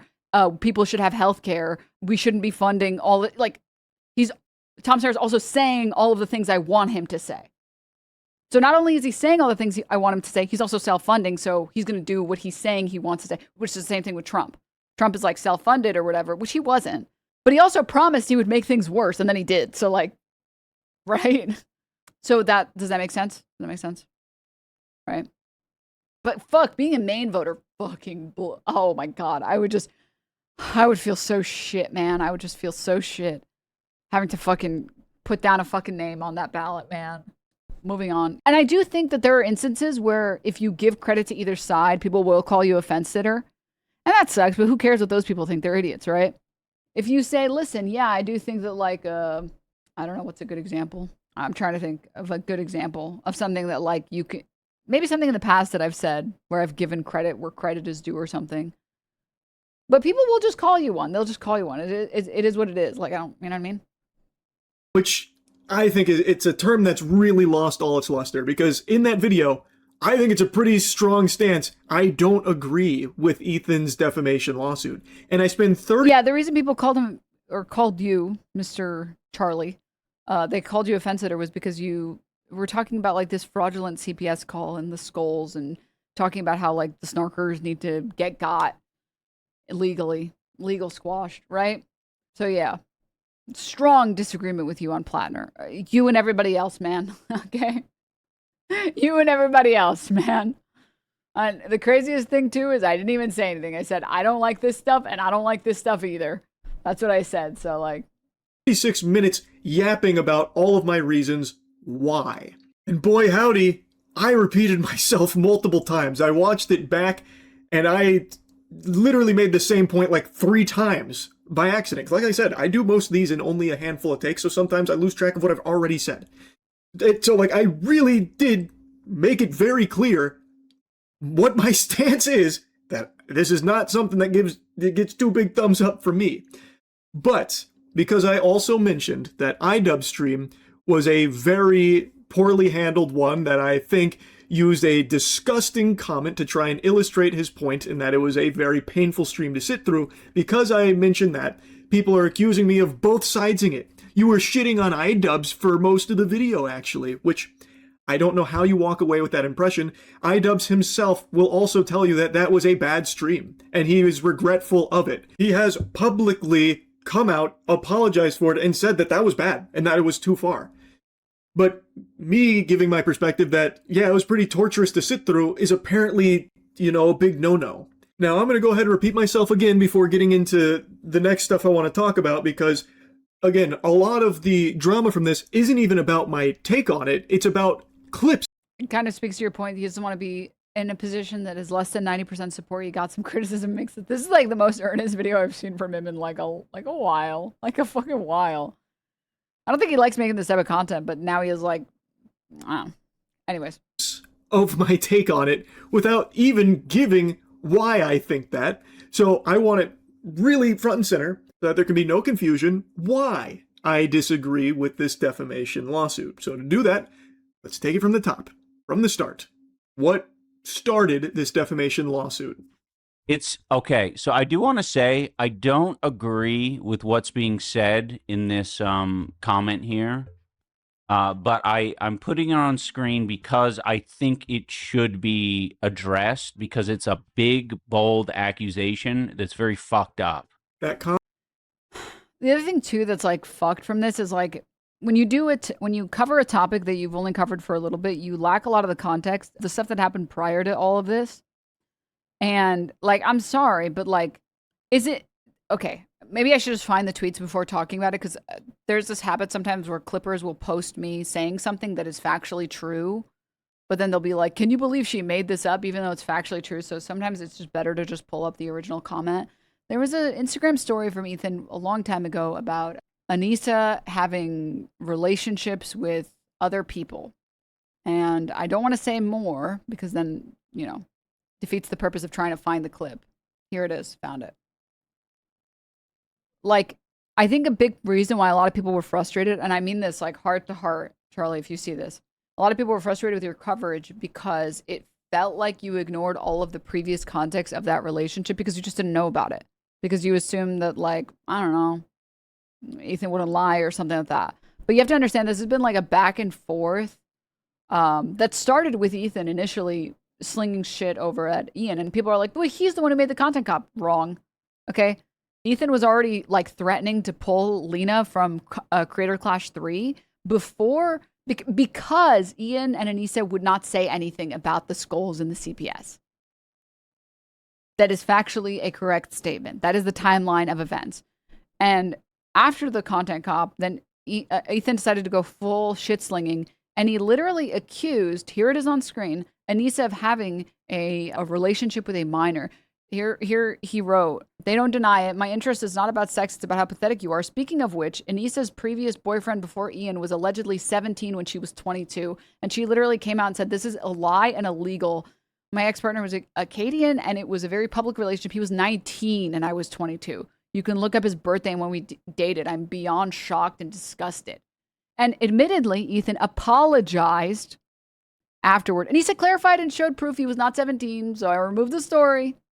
Which is not an apology. He just says like, oh, she showed that he wasn't. Okay. So like this idea that this is like, iDubbbz is just going out of his way to be a bad person and to bully Ethan is like, this is like a month. This is like over a year of Ethan still talking about Anissa and Ian's fucking sex life and dating life. And then accusing her of being like a pedophile and then retracting like 2 seconds later. Like this is a long history of events. Right? Like, to ignore everything and then just start the story where the lawsuit begins is rough. Which, like, I don't think that he's intentionally doing that. I think he's just not doing enough due diligence to make sure he's not doing that. Right?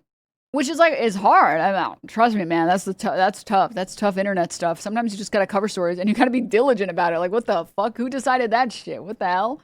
No, Denims. The story started on Dragontober 7.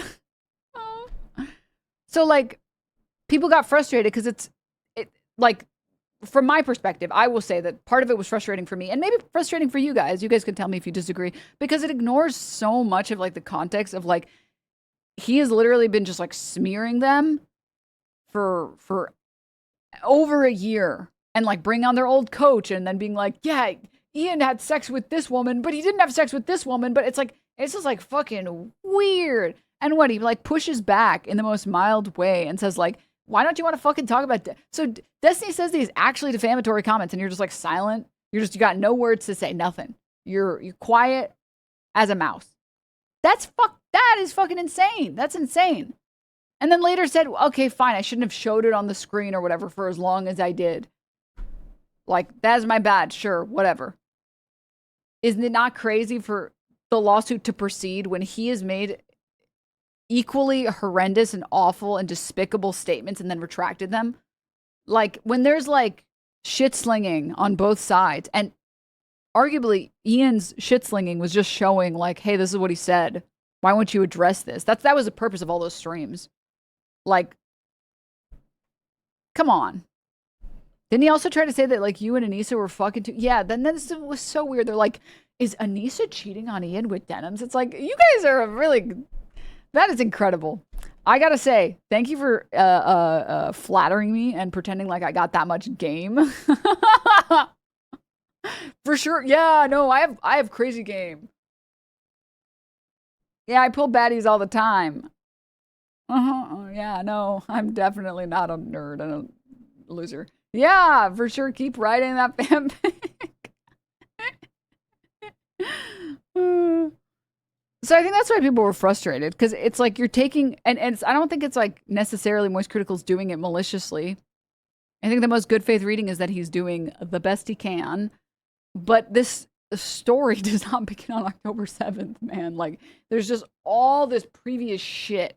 So that's what I would like to say. All right. The comment he is showing was not made by him. He then goes on to explain what he's actually trying to accomplish by having that comment on his stream for so long as a watermark. Also, I will say that I think Ethan Klein is terrified of this guy. So it's just kind of like legit. It is, to me, it's super funny that he has so much smoke for everyone that he thinks he can bully, but the person that he's fucking terrified, he just keeps very overtly running from. And it's like, yeah. I think he made this point. And so, like, this really does feel like a situation where, like, it feels weird to criticize and go so harshly against Ian here, because it's like what he showed, like, something that Ethan is refusing to address, because he refuses to ever talk about C. Samson in a negative light. Maybe it's because of the Dan Saltman sponsor. I don't fucking know why he doesn't want to. But, like, the other thing, too, is, like, this idea, it's like, well, you don't fuck with family. You don't fucking do that. It's like, well, when the roles were reversed and, like, Frenemies broke up, Trisha was, like, begging Ethan to stop because it was impacting her family. Like, these are logs that were made public, where Trisha sends a screenshot from the H3 Productions subreddit saying, send emails and tweets to Trisha's sponsors. Don't let her weasel out of this one. And then she said, the cops went to my house questioning her about my stepdad molesting me 20 years ago.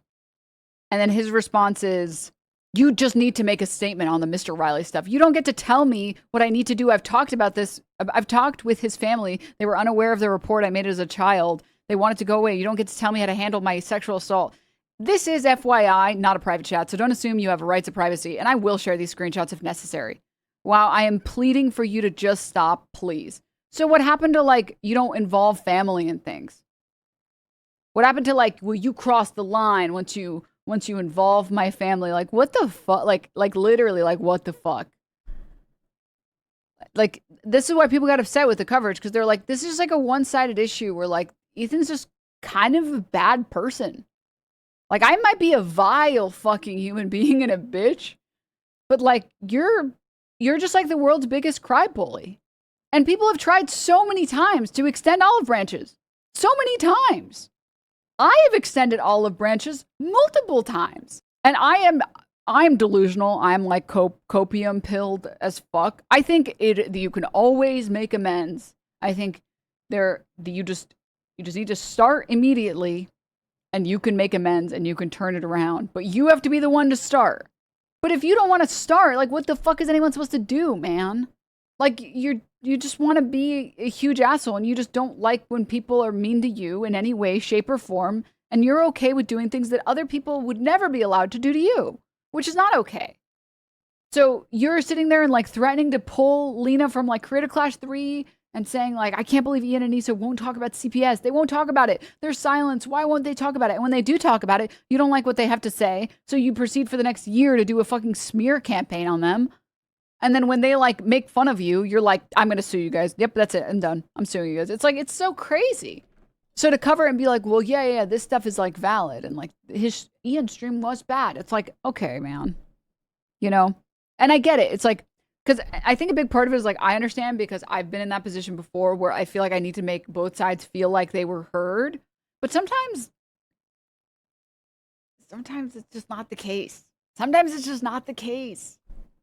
Point pretty dog shittily and used a very gross comment for it, which is what I said yesterday, and I still stand. Oh, and to be clear, when it comes to Trisha Paytas, this is a great example of like, you don't have to like the person to be against certain mistreatment of them. Like, I would hope everyone, regardless of your opinion of Trisha Paytas, if you hate her, if you love her, if she's your problematic fave or whatever, I would hope you agree that like her being relentlessly harassed for years and she never even speaks about Ethan anymore. I would hope you would be against that. Like, that's crazy. Like, I don't need to like her personally to think that like maybe like that's not deserved. By that, and I said it to iDubbbz as well, the point that he is making by showing this comment on his stream is, look at what Destiny can say and get away with without Ethan's wrath, yet he has smoke for so many other people. Destiny has said something unthinkably heinous, and Ethan isn't going after him, he's going after other people. He must be afraid of him. That is his point with showing that. Ethan has gone on to say that this is significantly more malicious from iDubbbz than Destiny, because Destiny said it in passing and, you know, he was just being a dickhead and disavowed it. But iDubbbz isn't saying it, and he even openly states without any guesswork, without any riddles, and without any sarcasm that he doesn't agree with it, that he doesn't believe it. He is not presenting it as true. But Ethan is saying it's more malicious because Ian, iDubbbz, did meet his family, meet his kids, and now he has that comment on his stream. And I agree, that is filthy, and it is very low, which is why I'm saying it wasn't a good stream from iDubbbz. It just wasn't, and it's something he admits as well. But at no point in that stream that I sat through did iDubbbz ever try and make the argument that Destiny's comment reflects the truth or is real in any way. He openly says he doesn't agree with it. He is using it to make a point, and he doesn't do a great job of expressing that point super clearly. But what he does express clearly, and there's no ifs, ands, or buts about it, is that he doesn't agree with the comment. So it just doesn't make sense to me why Ethan is super willing to say, like, that didn't mean anything coming from Destiny, but iDubbbz having it on his stream means malicious intent and that it's lending an air of credibility to it. I just disagree because he's never putting credibility into it. Him sarcastically saying that this is a serious allegation that he should really look at is him making the point that why are you ignoring something this gross from Destiny but going so hard on others for much less? And in Ethan's statement, like I pointed out, he does outright say that he had a much better chance of winning against... I already explained all this, so I don't want to just talk in circles. I want to wait for the rest of the video. I haven't seen any of this, so I'm like waiting. iDubbbz in Canada because of their laws there being very different than the laws here in the US. So he didn't believe he could actually win against Destiny in the US, but felt he could against iDubbbz in Canada. So to me, that feels like trying to capitalize off lax free speech laws in Canada to get revenge, and using this as a convenient excuse of exacting that revenge and punishing him further for associating with snarkers, as opposed to actually pursuing a real defamation case. Because if it's a defamation case you're only willing to pursue in Canada and not here in the States, then to me it doesn't feel like a defamation case worth pursuing. And people are upset at me for saying that, but I just truly believe that free speech, laws around speech in general, should be very protected, and I feel like the US does a pretty strong job compared to other countries, and I think that should be extended to every country on the planet, to have laws that are strong to protect real free speech. And like I said, if iDubbbz was going around saying that the Destiny comment was accurate, it was true, and promoting it as a legitimate claim that he believed in and used his previous friendship with Ethan as this place of credibility to try and convince his argument that this is a claim that is really got some merit to it, some real oomph, then I would completely agree. That wouldn't be free speech, and that wouldn't be protected in the US either, by the way. So in that case, I would get that. Yeah, the craziest thing about, like, it almost feels like C. Samsony is, like, taunting Ethan Klein because he knows Ethan Klein won't sue him. Because, like, I would argue what C. Sampson said was, if it's not approaching defamation, I don't know what it is. Because defamation is anything from, like, malicious intent, maliciously spreading things that are untrue, or a reckless disregard for the truth. And it is a reckless disregard for the truth to be like, yeah, this guy is a pedophile and he's molested, blah, blah, blah. Like, that is a reckless disregard for the truth. You don't care whether or not people take your statements as fact. And now everyone thinks this. You are showing a reckless disregard for the truth. If he is going around knowingly spreading this fraudulent, disgusting allegation and promoting it as though it were true, then yeah, that would be a defamation case that I would understand. But that's just not the truth of what happened in that stream. I am still just not a fan of extremely litigious avenues for handling the online space. I don't think there's ever any winners in it at all, except for, of course, the fucking lawyers that are salivating. And yes, I do believe this sets a bad example that can open a big can of worms in the online space. Not just with commentary YouTubers, by the way, just in general.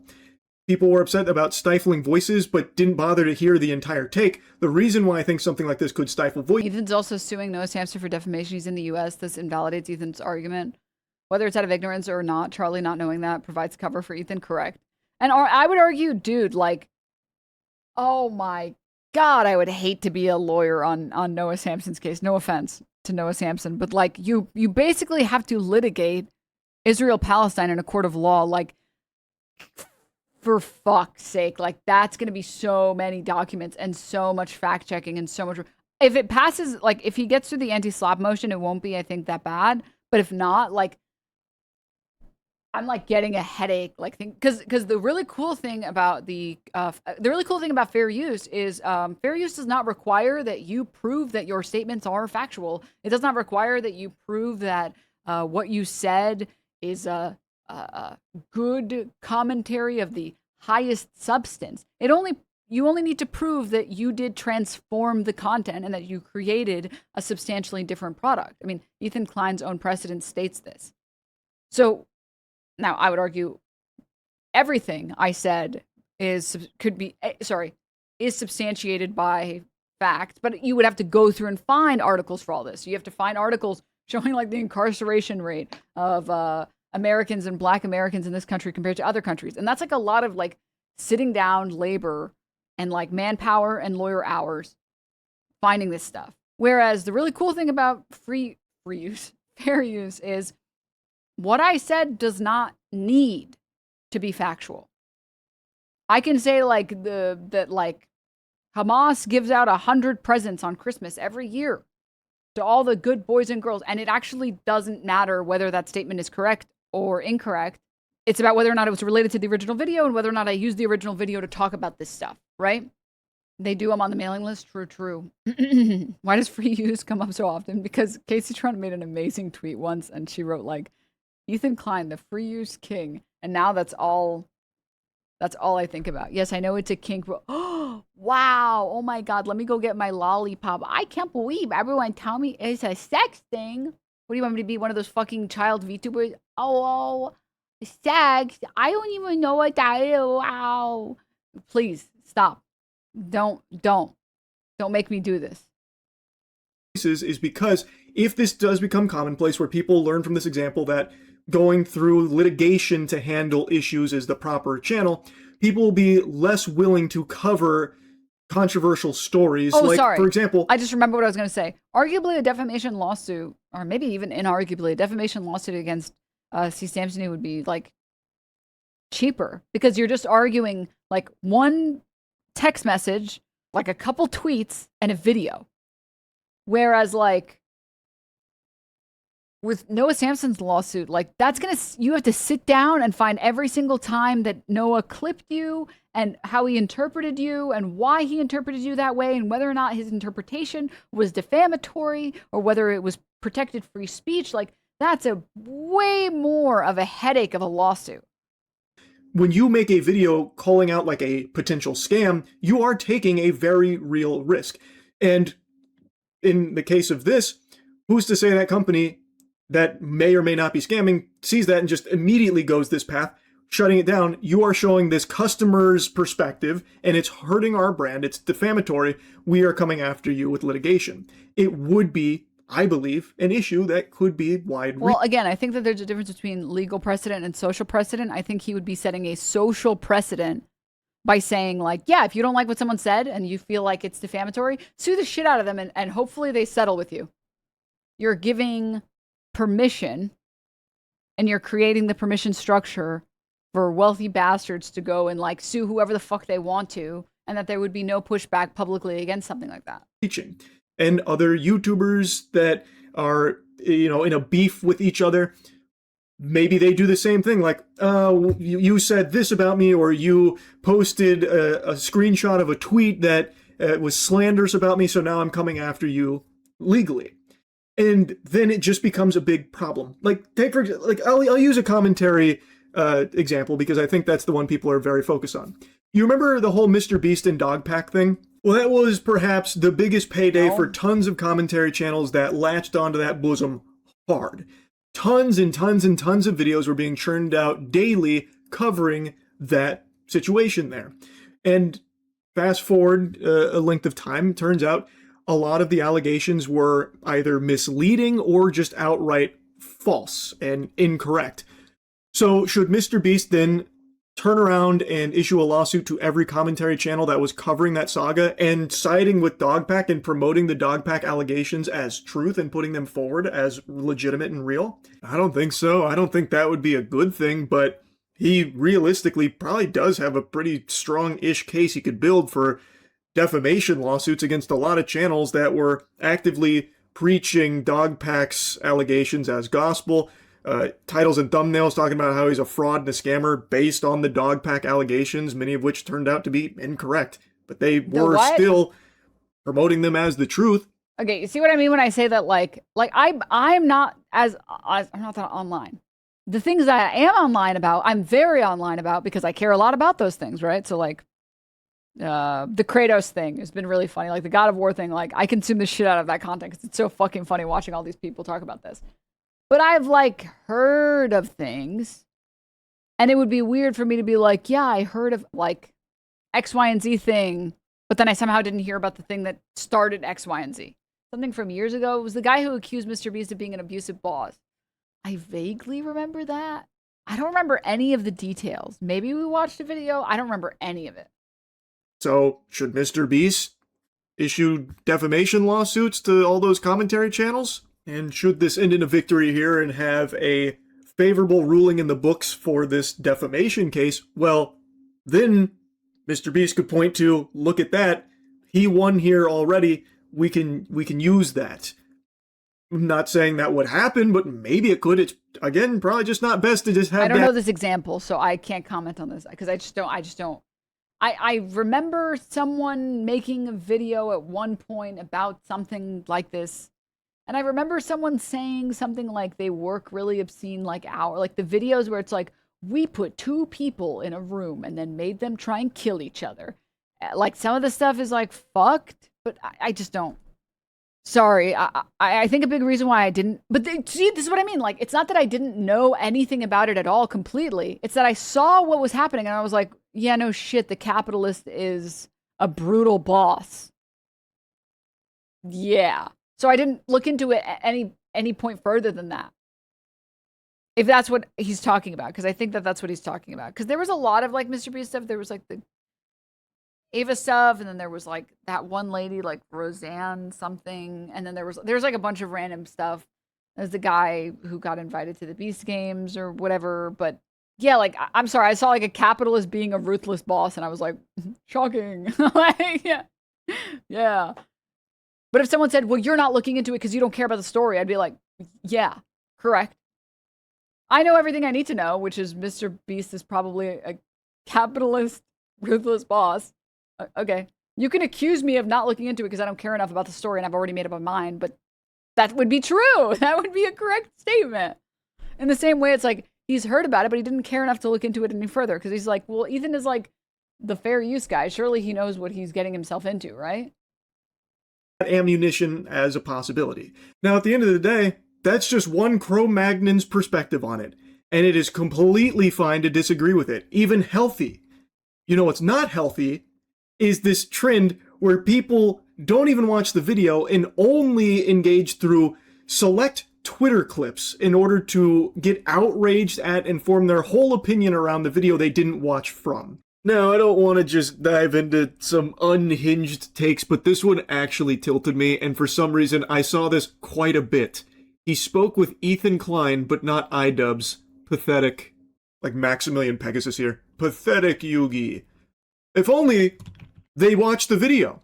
Because I didn't just speak to Ethan Klein, I also spoke with iDubbbz. And it's right there in the very beginning of the video. Like, it's early in the video. Now, I did also have a brief... Bro, I don't mean to be this person, but like, welcome to the internet, straight up. People don't even watch my video. My haters don't even watch my videos, man. My haters will be like, oh, so let me guess, you're anti-Semitic. It's like, what the fuck? Did you even try watching the video? Okay. Conversation with iDubbbz about this as well. I mean, what can you do? I did say I talked with both of them about it. I literally saw one comment about the tentative ruling that like blew my mind in its stupidity. The comment was like, I think I just read this and it doesn't even say that she is tentatively gonna win on fair use. It just says she could use fair use as a defense and then they'll decide later whether or not it is fair. It's like, it wasn't that long. Like, some legal documents have a lot of legal jargon in them and they are kind of dense to get through. I don't think the tentative ruling was that hard to read. I don't even think it was hard to read.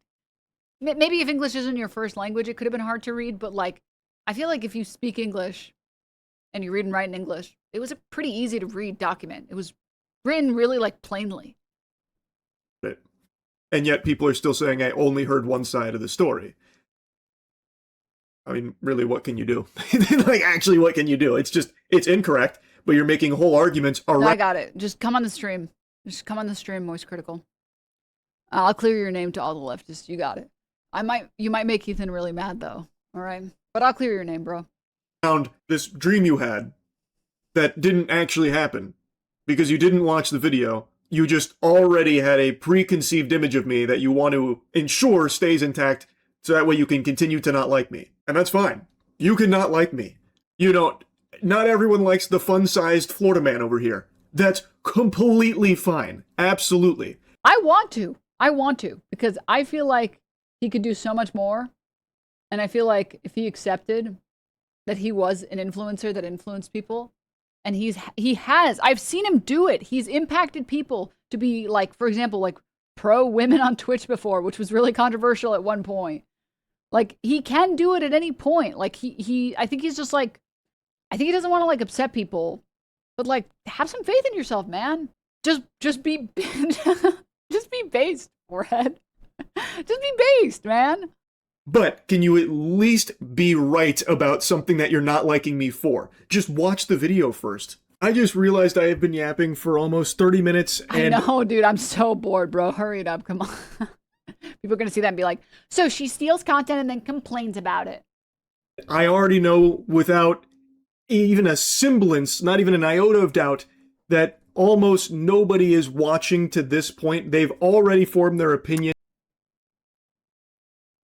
Damn, almost nobody. And even almost before nobody clicking is the video, crazy. or within the first couple of minutes to start fighting on different points, there's no reason to keep going down there. Like, it does feel useless to even like engage with a lot of online discourse. Correct. It does just feel useless because it doesn't even matter what the take is. People don't even really care about the take per se. It's just they already have an opinion of you, and no matter what, it's not changing.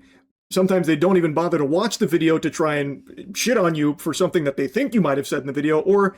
I have, like, thought about multiple times making, like, a video talking about how so many people have been tricked by Ethan Klein's nonsense, being like, she explicitly said, I'm going to steal your video, please let me steal it, I cannot wait to steal it. And it's like, that's not even what I said. That's literally... I'm going to talk about it tomorrow, I think, but, like, it's so infuriating, because it's like, I know I'm going to make this stupid fucking dumb video, and then people are going to be like... keep going. It's literally what you said. So like I get it, man. I get it. Some dumb fucks on the internet make it really annoying because like you're making like good arguments, you're doing your best, you're writing everything out, you're fucking cooking, you're frying, you're baking, you're waking, whatever. And then there's always some fucking dipshit that doesn't watch the video and they're like, actually, keep going. They saw like a tweet that references the video, and that's good enough for them to shit on you for that, even if it's entirely wrong. So like, it is. I just arrived. Sorry. TMI. Not very productive. Anyway, though, just wanted to yap. That's about it. Sorry, I actually straight up wanted to stretch, and then I didn't want people to clip me and be like, she started throwing it back. It's like, no, dude, my cat fucking stole my chair, and now I want to stand, but I can't make my standing desk stand because I haven't fixed the wires. So I was gonna stretch, but it's like viewership was low. She started throwing it back. Dude, throwback to Valley Girl vocal fry. All right. Okay. Are you bending over? I am. It's actually pretty comfortable. Throw it back Friday. All right. She knows what she's doing. Hold up. Look at this. Look at this. Look at this smug fucking bastard.